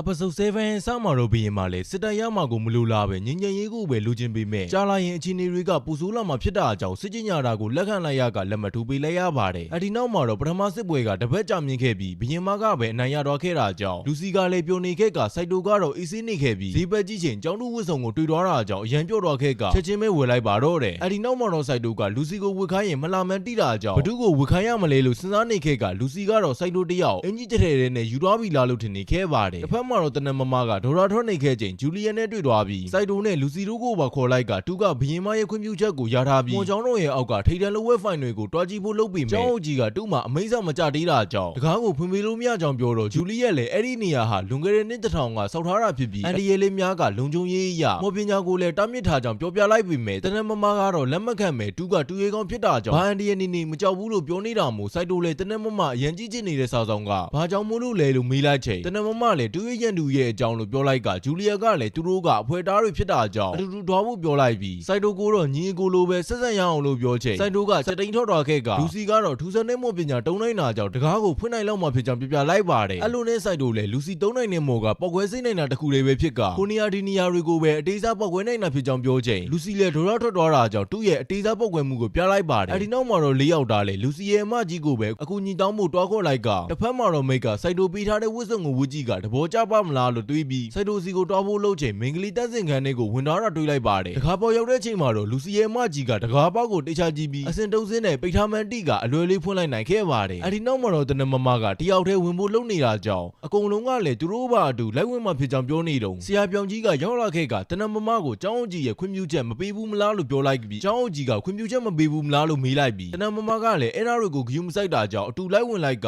တနမမကနောက်အပဲကြရင်ဘရင်မလည်းရှီတန်းတွားရမှာဖြစ်တာ ကြောင့်သူကလည်းတက်တော်ဆောင်အနေနဲ့လိုက်တော်ရမှာဖြစ်ပြီးမကြခင်ဒီကိစ္စကိုမတွားခင်ဒီကိစ္စကိုအပြည့်ရှင်းနေတာဖြစ်ကြောင်းပြောပြနေတော့အနောက်ကနေလူတယောက်ကလိုက်လာတာကိုရိပ်မိပြီးမီးနဲ့တေချာကြည့်လိုက်ချိန်မိဖြစ်နေခဲ့ကစိုက်တိုကိုတူဝစ်ထားတာကိုလာလို့မင်းနေပြီးစိုက်တိုကလည်းကြည်နေနေခဲ့ကမိကစိုက်တိုရဲ့မျိုးမှာလည်းအဲ့လိုဝတ်တာဖြစ်ကြောင်းပြောပြီးစကတ်ကတော့လူစီရဲ့စကတ်ဖြစ်နေတာကြောင့်ဒေါ်ရာထွန်းနေကစိုက်တိုကလူစီလိုရင်သားတေးသေးလေးမဟုတ်တာကြောင့်ပူလာတယ်လို့ပြောချိန်လူစီလေးပောက်ကွဲသွားခဲ့ကမော်စွမ်းနဲ့ပောက်ကွဲမှုတွေကိုဖြစ်စေခဲ့ပါတယ်အဲ့ဒီနောက်မှာတော့ဝင်ပေါက်တွေကပိတ်သွားတာကြောင့်ရှစ်ဆက်သွားဖို့ပဲအကြောင်းဖန်လာကလန်တလျှောက်လုံးစိုက်တိုကမိကိုတကြီးကြီးလုံနေပြီးကျင်းနေတုံဂျူလီယက်ကစိုက်တိုရဲ့မျိုးကမင်္ဂလေးတွေကအဲ့လိုဝတ်စားတွေဝတ်ပြီးစစ်တိုက်ထွက်ကြတာလားလို့မေးချိန်စိုက်တိုလည်းသူတို့မျိုးမှာကျောင်းသားတွေကစစ်တိုက်စရာမလိုကြောင်းပြောပြလိုက်ပြီးဆရာပြောင်ကြီးကလည်းစိုက်တိုရဲ့မျိုးကိုအားကြနေခဲ့ပါတယ်အဲ့ဒီနောက်မှာတော့တနမမလည်းစစ်ပွဲအတွင်းမှာနိုင်ငံအတွက်ကျောင်းသားတွေကိုတိုက်ခိုက်နိုင်အောင်တင်ပြပေးရမှာကဆရာတွေရဲ့လုပ်ပဲလို့ပြောလိုက်ချိန်ဆရာပြောင်ကြီးကလည်းသူကစစ်ပွဲတွေကိုလိုလာတဲ့သူတွေကလည်းစစ်ပွဲမှာတက်ဖြတ်နေကြတာတွေကိုမတွေ့ဘူးလို့ပဲလို့ပြောလိုက်ပြီးတနမမကလည်းသူကကြုံဘူးတာကြောင့်စစ်ပွဲအကြောင်းကိုကောင်းကောင်းတီးတယ်လို့ပြောလိုက်ကသူရဲ့မျိုးဟာစစ်သားတွေရဲ့မိမြိုက်ခြင်းကိုခံလိုက်ရပြီးတက်ဖြတ်တာတွေကိုလည်းသူမျက်စိနဲ့တအပ်မြင်ခဲ့ကြောင်းပြောချိန်ဆရာပြောင်ကြီးလည်းလွန်ခဲ့တဲ့နှစ်20ကကိစ္စမှာလွတ်မြောက်တော်တဲ့ကလေးလားလို့ထင်သွားခဲ့ပါတယ်အဲ့လိုနဲ့တနမမလည်းလစ်မန်အပြင်ရွာကိုမီရှူရဲတူကတက်တက်ရှိမှန်တီးတာကြောင့်အမတ်တန်းတွေကိုရှောင်ဖို့လုပ်နေတာဖြစ်ကြောင်းပြောပြီးလန်ရှောင်းနေတော့အလင်းရောင်ထင်းနေတဲ့ဝင်ပေါက်ကိုတွေ့သွားခဲ့ကဒါတခုပဲရှိတဲ့နေရာကိုရောက်ပြီးမိတ်ကလန်သွားတာကြောင့်စိုက်တိုကိုပြိဖက်လိုက်ချိန်စိုက်တိုကလည်းအရေးပြုံးနေတာကြောင့်လူစီလည်းစိတ်ဆိုးသွားပြီးအခန်းပြန်ရောက်ရင်တေးပြီးတာမတ်ဆိုပြီးချိန်နေခဲ့ပါတယ်တရားပေါ်မှာဆရာပြောင်ကြီးကတနမမရန်သူကိုရှာတွေ့ပြီဆိုရင်ဘာလို့မှလဲလို့မေးလိုက်ကတနမမကလည်းတိုးတက်မှပဲလို့ဖြေလိုက်ပါတယ်အဲ့လိုနဲ့ဆရာပြောင်ကြီးလည်းအသက်ငယ်လေးနဲ့ချစ်တူရှာတင်ကြောင်းပြောတော့တနမမလည်းသူ့အတူဘေးမရတာကိုအဲ့ဒါတွေကိုစိတ်ဝင်စားဘူးဆိုပြီးဖုံးပြီးလိုက်ကမိကတော့လူစီကိုတနမမဟာမင်္ဂလေးတွေကိုပဲတဘောကြတာဆိုပြီးတီတိုပြောလိုက်တော့လူစီလည်းရှက်သွားခဲ့ကအပေါ်ဝါရောက်တဲ့အချိန်မော်ပညာတုံးပြုရင်အန်ဒီရဲ့ကြီးကြီးရောက်လိမ့်မယ်လို့သတိပေးထားကအထဲမှာတော့မတန်ဖိုက်နေနဲ့ပြည်နေခဲ့ပြီးအချိန်တော်တန်ရှာနေတုံးစိုက်တိုကဆရာပြောင်ကြီးကိုတနမမအားကြိုက်နေတာလားလို့မေးလိုက်ပါတယ်အဲ့လိုနဲ့ဆရာပြောင်ကြီးလည်းတူးမှာအဲ့လိုအတွေးတွေမရှိပဲအခြားအတွေးပဲရှိကြောင်းပြောကလူစီကရှာနေတဲ့မှတ်တမ်းကိုတွေ့သွားခဲ့ပြီးတနမမလည်းတိကျဖတ်နေခဲ့ပါတယ်တစ်ဖက်မှာတော့မိတ်ကစာအုပ်အများကြီးတိတ်ပြီးလေသွားတာကြောင့်အမကြီးကစူပြီးတတိလက်လွတ်နဲ့မော်ပညာကိုတုံးပြလိုက်မိတာကြောင့်ရုတ်တရက်မြေတွေပြူကျလာပြီးအပြင်ကိုချက်ချင်းထွက်ဖို့လုပ်ကြကတနမမကတော့ကတ်ပိန်ရဲ့နမေကိုရှာနေပြီးနောက်တရွက်ကြည့်ချိန်ပြဲနေတာကိုတွေ့သွားခဲ့ကအခြားတနေရာကိုရှာဖို့လုပ်ပြီးမယ်စာအုပ်တွေကပြူကျလာတာကြောင့်ခြေထောက်မှာဒဏ်ရာရတော့ခဲ့ပြီးဆရာပြောင်ကြီးကသူ့ကြောပေါ်တင်လိုက်ကတစ်ဖက်ကိုအမြန်ပြေးသွားချိန်အရင်ကအဖြစ်ပြက်နဲ့စင်တူနေခဲ့ပါတယ်အဒီနောက်မှာတော့တနမမကတူရှာကြည့်ခဲ့ပေမဲ့နာမည်ရေးထားတဲ့စာရွက်ကပြဲနေခဲ့တာဖြစ်ကြောင်းပြောတော့ထူဆန်းနေပြီးအဲ့ဒီနေရာကိုရှာနိုင်တဲ့လူကဖြေထားတဲ့စာရွက်ထဲမှာပါတဲ့သူဖြစ်နိုင်တယ်လို့ကောက်ချက်ချနေတော့လူစီကြောင့်အပေါက်ပိတ်နေတဲ့နေရာကိုရောက်သွားကစိုက်တူလေးနားလေသွားပြီးချက်ချင်းပဲမိန်းနဲ့ဖွင့်ကြောင်နေတော့ဒေါ်ရပြတ်ထွက်သွားတဲ့လူစီလည်းပောက်ကွဲမှုကိုပြန်လုံးလိုက်ရင်episode 7လေးကတော့ပြီးဆုံးတော့ခဲ့ပါတယ်ဗျepisode 8ရဲ့စမှာတော့အကိမမလည်းတိုက်ပွဲမှာအရင်နေနေတာကြောင့်ဘူကန်ကိုခေါ်ပြီးအကူကြီးတောင်းလိုက်ကမော်ကြောင်းတုံးကိုဖျက်ဆီးဖို့ပြောလိုက်ပါတယ်တစ်ဖက်မှာတော့လူစီနဲ့စိုက်တူတို့အိတ်နေတဲ့အချိန်အမကြီးကရောက်လာခဲ့ကစကားနားမထောင်တဲ့လူစီကိုကျိုးနဲ့တုတ်ကခေါ်တော့ခဲ့ပြီးစိုက်တူကလည်းဒီတိုင်းပဲကြည့်နေခဲ့ပါတယ်အဲဒီနောက်မှာတော့လူစီကိုအချုပ်ခန်းထဲမှာထည့်ထားကအရင်နေ့ကတနက်မှရှီတန်းထွက်ရမှာဖြစ်တာကြောင့်တူလူတွေကိုအကောင်းဆုံးလေ့ကျင့်ပေးနေတဲ့အချိန်လူစီကတူလေရှီတန်းလိုက်ချင်တယ်လို့ပြောခဲ့တာကိုစိုက်တူစီကကြားခဲ့ကြောင်းပြောတော့လူစီလည်းစိုက်တူကိုဒရထွက်သွားခဲ့ကတူရှီတန်းတော့ချင်ရတဲ့အကြောင်းရင်းကဘရင်မကိုကူညီပေးချင်တာကြောင့်လို့ပြောပြီးလူပေးဖို့ပြောပေမဲ့အမကြီးကပြောမရတဲ့အစုံအခန်းထဲမှာပဲပိတ်ထားလိုက်ပါတော့တယ်အဲဒီနောက်မှာတော့ဆရာပြောင်လည်းရောက်လာခဲ့ကလူစီကိုတရားချနေပြီးတိုင်းပြည်ကိုကွက်ကွယ်တာဖြစ်စေဘရင်မကိုကူညီပေးတာဖြစ်စေရန်သူကိုချေမုန်းတာဟာလူတက်တာနဲ့အတူတူပဲမို့တူလို့အဖြစ်ဆုံးနဲ့မကြုံစေချင်ကြောင်းပြောလိုက်ပါတယ်တစ်ဖက်မှာတော့ဘူကန်တို့လည်းလေဘော်တင်မောနဲ့ရောက်လာခဲ့ပြီးမော်ကျောင်းမှာအကုန်လုံးကမင်္ဂလေးတွေပဲကျန်နာမန်တိကသူတို့အတွက်လွယ်ကူမှတေချာကြောင့်ရေပြိုနေခဲ့ပါတယ်အဲဒီနောက်မှာတော့အကုန်လုံးအိတ်နေချိန်အဆောင်တွေကိုလည်းအသာလေးတက်လိုက်ကငကားမဲတော်ကလည်းအပြင်မှာတခုခုထူဆန်းနေတာကိုတီးတာကြောင့်ဆော့ဆော့ကြီးကိုတောခေါ်လိုက်ပြီးတနမမကတော့အမြဲတမ်းတတိရှိရှိနဲ့နေကအိတ်နေရင်တော့ဓာတ်ဟုတ်ဖတ်ထားခဲ့ပြီးအခန်းထဲကိုရန်သူဝင်လာချိန်ဓာတ်နဲ့ခုန်ခုတ်လိုက်ပါတယ်အဲ့လိုနဲ့တနမမလည်းအဝတ်အစားတွေအမြန်ဝတ်လိုက်ကဆရာပြောင်ကြီးနဲ့စိုက်တိုတို့လည်းတခုခုမှမှန်မှန်တီးတာကြောင့်တခြားစောက်ကြီးနေခဲ့ပါတယ်တစ်ဖက်မှာတော့ဘူကန်ရဲ့လူတွေကမင်္ဂလေးဆောင်ကလူတွေအကုန်လုံးကိုဖမ်းခေါ်လာခဲ့ပြီးစားတောက်ဆိုင်မှာဒဇာခံအနေနဲ့ထားပြီးတနမမတို့ကလည်းဒဇာခံတွေရှိတာကြောင့်ဒီတိုင်းဝင်တိုက်ရင်အစင်မပြေမှန်တီးတာမို့တိုက်ပတ်နေပြီးအချင်းခံတွေကလူစီကတော့စိုက်တိုကိုအပြင်မှာဘာတွေဖြစ်နေတာလဲလို့မေးနေပေမဲ့စိုက်တိုကတော့မစိုးရိမ်ဖို့ပဲပြောကအိတ်ခိုင်လိုက်ပါတယ်တစ်ဖက်မှာတော့ဂျူလီယက်လည်းဘူကန်ကိုအကိမရဲ့တိုင်းပြည်ကကြောင်ပိနေတာကြောင့်အခုလိုရုံမနေတာလားလို့မေးလိုက်ပြီးဘူကန်ကလည်းသူကပတ်စံနာရရင်ဘာမစိုးလို့တဲ့ကြီးစားပဲလို့ပြောလိုက်ကအခုလောလောဆယ်တော့ဒုခိုင်းတဲ့အတိုင်းလုပ်ရင်မတက်သေးဘူးလို့ပြောတာကြောင့်မူမူလည်းကြောက်စိတ်တွေများလာတာမို့ငိုနေတဲ့အချိန်ပြပွားမရောက်ချင်ရင်အပေါက်ကိုချက်ချင်းပိတ်ထားလိုက်လို့ပြောလိုက်ပါတယ်အဒီနောက်မှာတော့မူမူလည်းချက်ချင်းတက်တိတ်တော့ခဲ့ရပြီး ကျောင်းအုပ်ကြီးကတစားကန်လိုချင်ရင်သူ့ကိုပဲဖန်နာလို့ရကြောင်ပြောချိန်ဘူကန်ကလည်းကျောင်းအုပ်ကြီးတယောက်တည်းနဲ့တော့မလုံလောက်သေးကြောင်ပြောတာကြောင့်အမကြီးနဲ့အမလက်ကလည်းသူတို့ကမျိုးစားရဲ့တမီးတွေဖြစ်ပြီးတော်ဝင်မျိုးနွယ်လည်းဖြစ်တာကြောင့်အလုပ်ဖြစ်မှလို့ပြောလိုက်ပေမဲ့ဘူကန်ကတော့မလုံလောက်သေးဘူးလို့ပဲပြောနေခဲ့ကကျောင်းသားတွေအကုန်လုံးကိုလိုအပ်ကြောင်ပြောပြီးဒီအတွက်ဘရင်မကတခုခုတော့လုပ်ပေးလောက်မှပါလို့ပြောနေခဲ့ပါတယ်အဲဒီနောက်မှာတော့တနမမကအပြင်ကနေသူကဘာညာတရကဖြစ်ကြောင်ပြောကအာယုံလွဲသွားပြီးတသားတွေကိုဗရင်ပေါက်မှာဖောက်ခွဲရေးပစ္စည်းတွေကိုတထားခိုင်းပေမဲ့တတိထားမိတဲ့ဘူကန်လည်းဖောက်ခွဲပေးလိုက်တာကြောင့်အကျန်းစီကြဆုံးတော့ခဲ့ပါတယ်တစ်ဖက်မှာတော့ဆရာပြောင်လဲဇီကွက်နဲ့သတင်းပို့ပေးလိုက်ပြီးလူစီလည်းအပြင်ကိုထွက်ဖို့စိုက်တိုစီကမော်ထုတ်တန်းကိုတောင်းလိုက်ပြီးတကားဖြတ်ဖို့မန်နန်ကိုမမမိတာကြောင့်ဖောက်ခွဲပစ်လိုက်ပါတော့တယ်တစ်ဖက်မှာတော့ဘူကန်လည်းအပြင်ကတနမမတို့ကိုချင်းချောင်းနေခဲ့ကဂျူလီယက်ကိုမိမြိုက်ပေးဖို့လုပ်ချိန်တနမမတို့လည်းအထဲဝင်လာခဲ့ပြီးတနက်နဲ့ပြစ်ဖို့လုပ်ပေမဲ့ဘူကန်ရဲ့မိကြောင့်ညိုကီတို့ရဲ့ညီလေးလိုပဲကွေတော်ခဲ့တာကြောင့်တနမမလည်းတနက်နဲ့မပြစ်နိုင်တော့ပဲဓာတ်နဲ့ပြေခုန်နေခဲ့ရပါတယ်အဲဒီနောက်မှာတော့ဘူကန်လည်းတူအရင်ကရွာတရွာလုံးကိုမီးလောက်တိုက်တွင်မှုကြောင့်ပြောချိန်တနမမလည်းဒေါ်နာတွေကအလိမ့်လိုက်ထွက်လာခဲ့ကအရင်ကတူရွရဲ့အဖြစ်ပြက်တွေကိုပြန်တွေ့နေခဲ့ပါတယ်တစ်ဖက်မှာတော့လူစီနဲ့စိုက်တို့လည်းအပြင်ကချောင်းနေတော့ငကားမဲတော်နဲ့ဆော့ဆော့ကြီးတွေရောက်လာပြီးအထဲမှာတော့ဘူကန်လည်းမီးလောက်တိုက်တွင်ခဲ့တော့ကလူတော်တဲ့သူကရှီတီတာလို့မေးနေကတနမမရဲ့ဓာတ်ကိုလည်းကိုကောက်နေအောင်မီးမြိုက်ပေးလိုက်ကမီးနဲ့လိုက်ပစ်နေပါတော့တယ်တစ်ဖက်မှာတော့လူစီတို့လည်းပလန်နေဆွဲနေခဲ့ပြီးဆရာပြောင်ကရောက်လာကသူတို့ကြီးပဲတိုက်ရင်နိုင်မှာမဟုတ်တာကြောင့်တကူတွေကိုစောင့်မှုပြောနေခဲ့ပါတယ်ဒီလိုနဲ့ဆော့ဆော့ကြီးကလည်းသူတို့ကတူရွဘောကြောင့်နေသူတွေမဟုတ်တာမို့ဒီတိုင်းစောင့်မနေနိုင်ပဲတခုလုံးမှဖြစ်ကြောင်ပြောလိုက်ကတနမမကသူတို့ရောင်ကိုမီးရှို့တဲ့ခေါင်းဆောင်က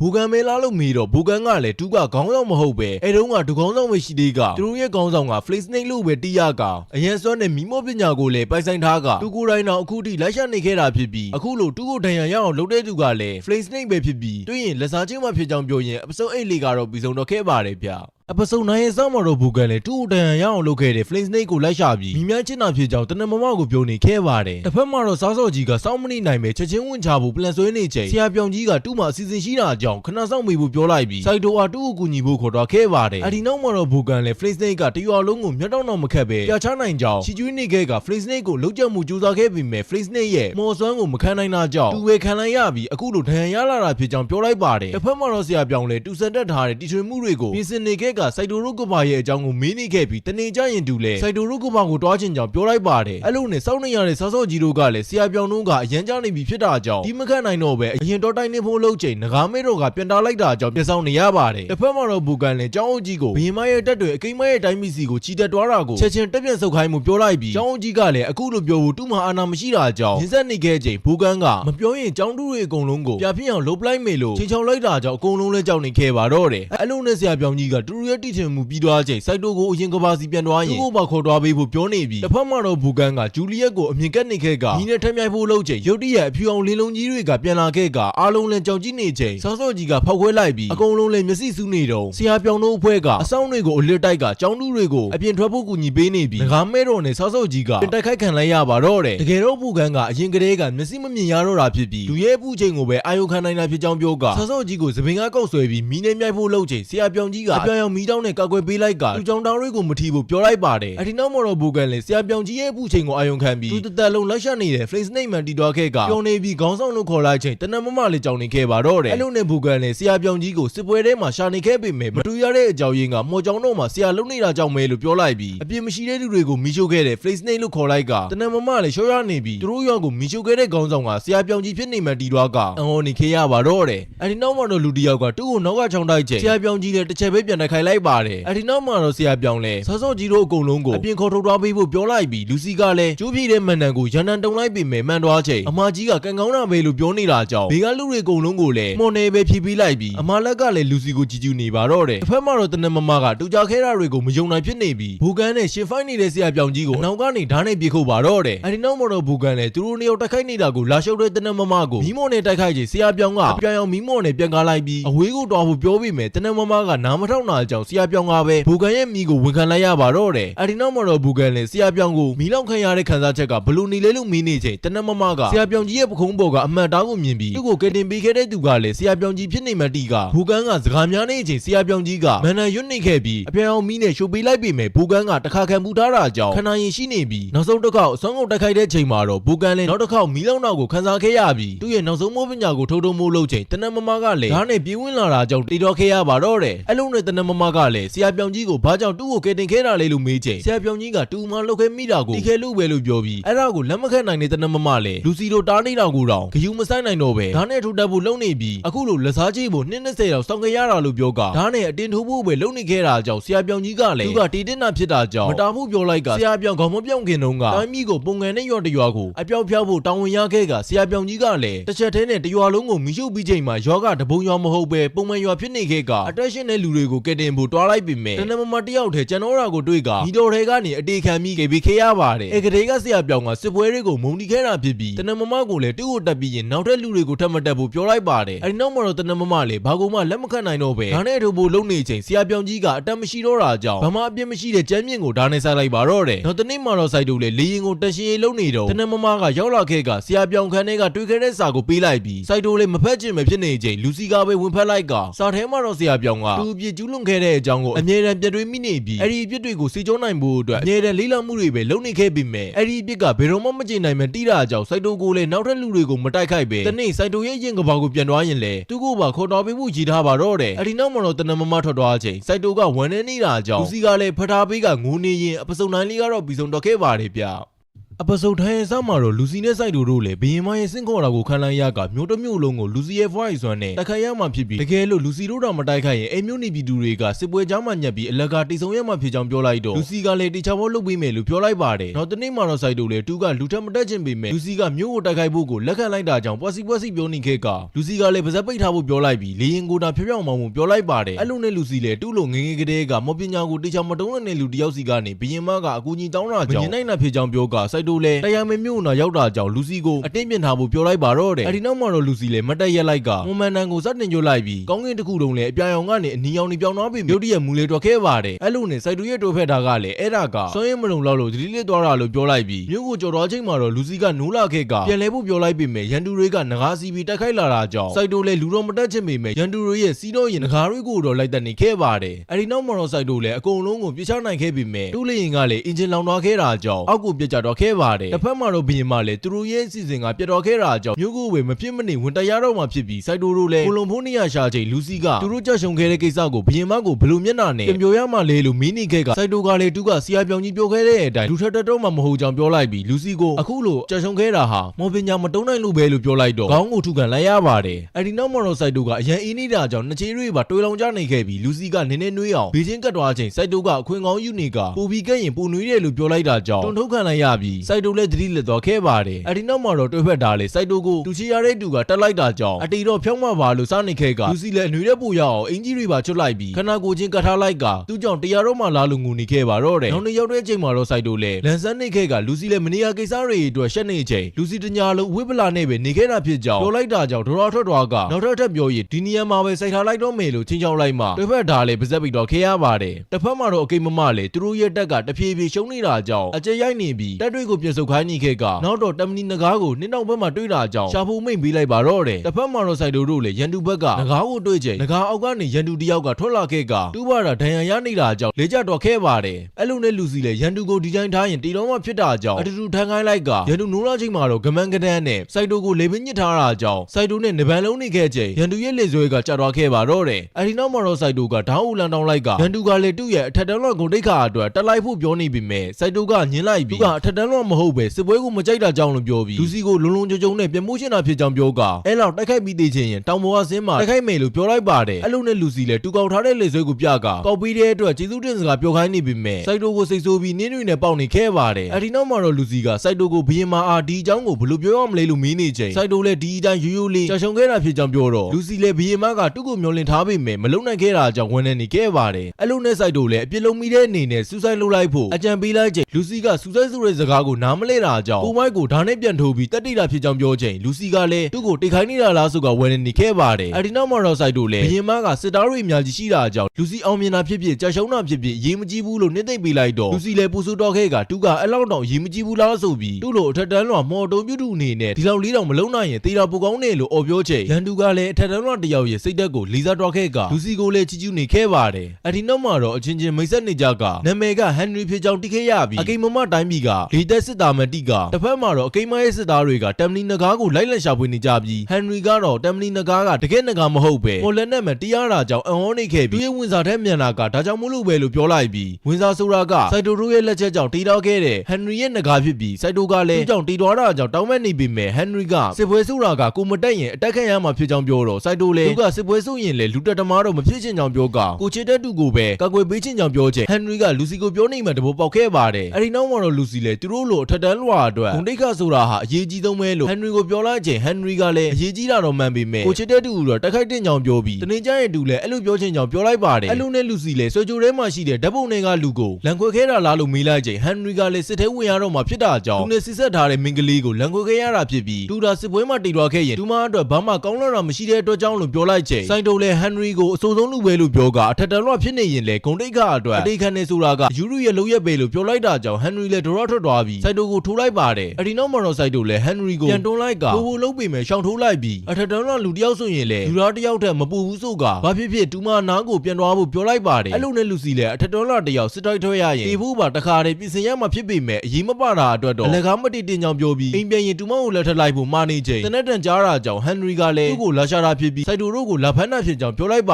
ါတယ်အဲ့ဒီနောက်မှာတော့ဟန်နရီလည်းတူရှိကြောင်းကိုအဖွဲသားတွေကိုလန်တတိပေးလိုက်ကတမ်လီနဂါးကတခြားတစ်ဖက်မှာဖြစ်ကြောင်းပြောလိုက်တာကြောင့်အကိမ်းမရဲ့တက်တွေလည်းပြန်လဲဖို့လုပ်ချိန်ဂျူလီယက်ကနဂါးစီလာကစိုက်တိုတို့ရဲ့နာမည်ကိုအော်ခေါ်နေတာကြောင့်တနက်နဲ့ဝမ်းပစ်ခင်ရပါတော့တယ်အဲ့ဒီနောက်မှာတော့ဘရင်မလည်းလူစီတို့ဗမောမဖြစ်ပဲပြောင်းလာတာကြောင့်ဝမ်းတာနေခဲ့ပြီးလူစီကလည်းတူတာဝင်မကြေခဲ့တာကြောင့်နောက်ထပ်ဘာအန်ဒီရရှိတဲ့လုပ်ကိုမဆိုလုပ်ပေးနိုင်ကြောင်းပြောလိုက်ပါတယ်အဲ့လိုနဲ့ဘရင်မလည်းရန်တူရဲ့မျိုးကစစ်သားတွေဟာတက်ဆုပ်သွားတာကြောင့်အလွယ်တကူတိမ့်မဲ့နိုင်လိုက်တာဖြစ်ကြောင်းပြောလိုက်ပေမဲ့လူစီကဘာပဲဖြစ်ဖြစ်နောက်ထပ်တာဝန်ကိုလုပ်ပေးမယ်လို့ပြောရင်အပစုံထန်းလေးကတော့ပြီးဆုံးတော့ခဲ့ပါတယ်ဗျepisode 11စမှာတော့မျိုးထဲမှာနှစ်တကူပွဲတော့ကျင်းပနေကြပြီးအကိမ်းမရဲ့တိုင်းပြည်နဲ့ခဏတာငင်းချမ်းရေးယူထားကြပြီးလူစီကတော့စစ်ဖြစ်နေတာတော့ပွဲတော့လုံနိုင်သေးတာကြောင့်စိတ်တို့နေခဲ့ကစိုက်တိုကလည်းဒီလိုပွဲတော့မျိုးတွေကိုကြိုက်နေတာကြောင့်တယောက်တည်းချန်တာခဲလိုက်ပါတယ်အဲ့ဒီနောက်မှာတော့ဘီရင်မကလူစီကိုခေါ်လိုက်ပြီးစိုက်တိုကိုပြောဆက်ရှိတာကြောင့်ခေါ်ခိုင်းလိုက်ပြီမဲ့လူစီကစိုက်တိုကိုပွဲတော့မှပြောစီချင်သေးတာကြောင့်စိုက်တိုကိုမရှင်တစ်ခုခိုင်းထားတာကြောင့်မအားဘူးလို့ပြောလိုက်ပါတယ်အဲ့လိုနဲ့စစ်ဖို့ချုပ်လေလူစီကိုရန်တူရက်ခန့်တက်ကိုတွားပြီးအနှဲငယ်ချင်းချောင်းမှုလုပ်ခိုင်းလိုက်ပါတယ်အဲ့ဒီနောက်မှာတော့လူစီလည်းအရင်တစ်ခေါက်ကမလုံနိုင်ခဲ့ပေမဲ့ဒီတစ်ခေါက်တော့အစင်ပြေအောင်လုံးမဲ့လို့ဂရီပေးလိုက်ပြီးလင်းပြင်းနေတဲ့စိုက်တို့ကိုမျက်ကွယ်ပြူလိုက်ကဂျူလီယက်ကိုမြင်တာကြောင့်မရှင်ကိုတူနဲ့အတူတူလုပ်ပေးဖို့ပြောလိုက်ပါတယ်အဲ့လိုနဲ့ဂျူလီယက်လည်းလူစီကိုခေါ်ကပြန်မှုလုပ်တာကြောင့်အဲ့ဒါကိုမြင်တဲ့စိုက်တို့လည်းဘာလို့နေတာလဲလို့မေးချိန်လူစီလည်းဘရင်မရဲ့လျှို့ဝှက်မရှင်ကိုလုံးဝဖြစ်ကြောင်းပြန်ပြောတော့စိုက်တို့ကတူးလေးရင်နဲ့တော်လို့ရကြောင်းပြောပေမဲ့လက်မခံပဲတော်လိုက်ပါတယ်အဲ့လိုနဲ့စိုက်တို့လည်းတဝင်တူနေခဲ့ကမျိုးရဲလျှောက်သွားချိန်မိန်းနဲ့တွေးနေပြီးမိတ်ကဝယ်လာတဲ့ပစ္စည်းတွေပါချလိုက်ကစိုက်တို့ကိုပြေးဖက်လိုက်ပါတယ်အဲ့ဒီနောက်မှာတော့မိတ်ကဦးလေးနဲ့အလုပ်ကိစ္စရှိလို့ခဏလာတာဖြစ်ကြောင်းပြောနေတော့ဦးလေးဖြစ်သူအချောက်ကြီးကရောက်လာကအပြေးဝင်ကြုံလိုက်ပါတယ်အဲ့လိုနဲ့အချောက်လည်းမိတ်ပြောနေတဲ့အရန်ကိုချရတဲ့သူဘာရီပဲဖြစ်ဖြစ်အရလို့ချင်တဲ့သူကစိုက်တို့ဖြစ်နေမှတီတော်ခဲ့ကအချောက်လည်းစိုက်တို့ကိုလီနဲ့နှစ်ဖက်နင်းနေတာလားဆိုကစေပတ်လောက်လေတော့အောင်တီးနေခဲ့ပြီးတစ်ဖက်မှာတော့အကိမမကသူတို့စစ်ရှုံးနေပြီမဲ့ရလက်ကိုပြောင်းနိုင်အောင်တခုလို့ဖို့စဉ်းစားနေခဲ့ချိန်ဂျူလီယက်ကလူစီကိုအခုလိုတူနေလိုက်လာတာကစိုက်တို့ကိုအန်ဒီရီကြားတယ်ဆွေမတွင်းချင်တာမလားလို့ပြောကစိုက်တို့ကိုတော်တော်ကျူးစိုက်တာပဲလို့ပြောနေတော့တစ်ဖက်ကငကာတုံးကောင်ကရောက်လာပြီးညီဝိုင်မုတ်ပေမဲ့ဂျူလီယက်ကကျွန်းကျွန်းစာရှောင်လိုက်ပြီးတုံးကောင်လုံးကိုတခါတည်းမီးမုတ်ပေးလိုက်ပါတယ်အဲ့ဒီနောက်မှာတော့သူတို့ချင်းချောက်တာအောင်မြင်ပြီဖြစ်တာကြောင့်ပြန်လာခဲ့ကတစ်ဖက်မှာတော့စိုက်တို့ကအချောင်းမတို့မိသားစုနဲ့အတူတူထမင်းစားနေပြီးရင်နာတွေကိုပဲကြည့်ကတာယာနေချိန်အချောင်းမလည်းသူတို့မိသားစုကလူတိုင်းရဲ့ပါရမီကရင်နာကြီးတဲ့ဖြစ်ကြောင်းပြောကတူးရင်သားကိုလှုပ်ရှားပြလိုက်ချိန်စိုက်တို့လည်းအဲ့ဒါတွေကရင်နာမဟုတ်ပဲကြော်တာရိတာဖြစ်ကြောင်းပြောလိုက်ပါတယ်အဲ့ဒီနောက်မှာတော့ဖင်ကောင်စားတဲ့ကောင်ရောက်လာခဲ့ပြီးစစ်ပွဲမှာတူကလှုပ်ဆောင်မှုကောင်းတာကြောင့်စစ်ဖို့ချုပ်ကိုယ်တိုင်ပေးတဲ့တစိမ့်ကိုကြွားနေခဲ့ကအထက်တော်ကလူအတွက်ဂုံယူရဆုံးဖြစ်ကြောင်းပြောနေခဲ့ပါတယ်တစ်ဖက်မှာတော့လူစီလည်းအိမ်ကိုပြန်ရောက်သွားခဲ့ပေမဲ့စိုက်တို့ကိုမတွေ့တာကြောင့်တွဲဖက်တာကိုကန်လိုက်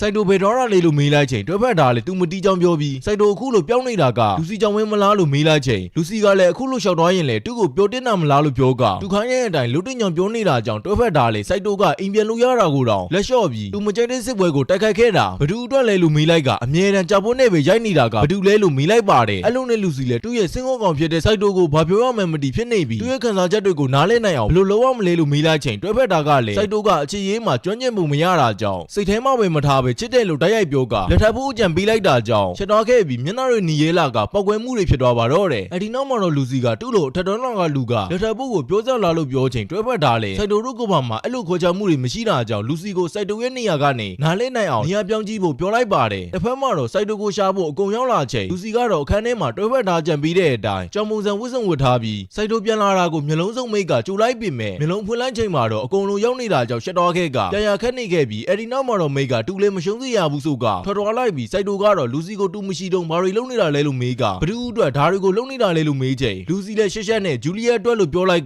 တွဲဖက်သားကိုလည်းဒေါ်လာထွက်နေပြီးစိုက်တိုအတွက်တော့မဖြစ်နိုင်ကြောင်းနဲ့ဂျူလီယက်ကရုပ်လဲချောကငကားကိုလည်းကျွမ်းကျင်တာကြောင့်စိုက်တိုနဲ့ဆိုမူနဲ့မြေကွာကြောင့်ပြောလိုက်တော့စိုက်တိုလည်းအဲ့လိုဆိုဂျူလီယက်နဲ့ပဲအချိန်ကုန်လိုက်ဖို့ပြောနေတော့ဂျူလီယက်ကရောက်လာခဲ့တာကြောင့်လူစီလည်းထွက်သွားဖို့လုပ်ချိန်ဂျူလီယက်ကဆွဲထားလိုက်ပြီးမိတ်ကရုံဝင်းစုံလီနဲ့ရောက်လာခဲ့ကတူရောက်လူစီတက်တားတယ်မလားလို့မေးလိုက်ပြီးစိုက်တိုကလည်းနှာခေါင်းထားနေတာကြောင့်လူစီလည်းမိတ်နဲ့နှပန်လုံးနေကြချိန်ရင်သားကိုမလုံးတလုံးပတ်ထားတဲ့ဟာကိုဆွေးမိသွားတာကြောင့်အားလုံးရဲ့ရှေ့မှာဒီတိုင်းကြီးဖြစ်သွားကအချောက်ကပါတူးမှမရှိတဲ့မျက်လုံးတွေနဲ့ကြည့်နေပြီးအဲ့လိုနဲ့စိုက်တိုလည်းနှာခေါင်းတွေးတွေပါရှန်လာပြီးတစ်ဖက်မှာတော့အကိမမကချောင်းတစ်ခုစီကိုတွားလိုက်ပြီးစိုက်တိုတို့ရဲ့တိုင်းမီကိုစီစဉ်နေတဲ့ရေမှန်တီးတာကြောင့်လက်စွပ်မလာတဲ့စစ်တူကြီးကိုအစီအစဉ်တိုင်းလှုပ်ဖို့မှာပြီးထွက်လိုက်ပါတယ်တစ်ဖက်မှာတော့ဖင်ကောင်စားတဲ့ကောင်ကတူးစစ်ပွဲမှာနတ်သမီးတစ်ပါးနဲ့တွေ့ခဲ့ကဒဏ်ရာပြင်းထန်ရခဲ့ပေမဲ့နတ်သမီးကအကုန်လုံးကိုကုတပေးခဲ့ကြောင်းပြောပြနေပေမဲ့အားလုံးကအိမ်မက်မက်နေတာပဲလို့ပြောပြီးမိတ်ကအဲ့ဓာတွေထက်မတီတာပဲကံကောင်းနေလို့ပြောချိန်ဖင်ကောင်စားတဲ့ကောင်ကလည်းသူ့လိုအထက်တန်းလွှာတယောက်ကတင်းမောင်ကိုမကြောက်ပဲဂုံတိတ်ခအတွက်ဆိုဘယ်အချိန်ဖြစ်ဖြစ်တည်ရဲတယ်လို့ပြောလိုက်တာကြောင့်စိုက်တိုကထားလာခဲ့ပြီးတင်းရင်အဲ့ရတွေကပျော်ဆုံတော့မှဖြစ်ကြောင်းပြောနေတော့လူစီကလည်းအထက်တန်းလွှာတွေကဂုံတိတ်ခနဲ့ပဲအတက်ရှင်နေကြတာဖြစ်ကြောင်းပြောကစိုက်တိုအဖင်ကောင်စားတဲ့ကောင်ကိုတောင်းပန်ခံလိုက်ကတူးအတွက်တော့ဘီရင်မကိုကူညီပေးနိုင်တာကဂုံတစ်ခုပဲလို့ပြောပြီးအတက်ပါဆိုရင်ကြောင်းပြောချိန်စိုက်တိုလည်းစိတ်တူပြီးထွက်သွားလိုက်ပါ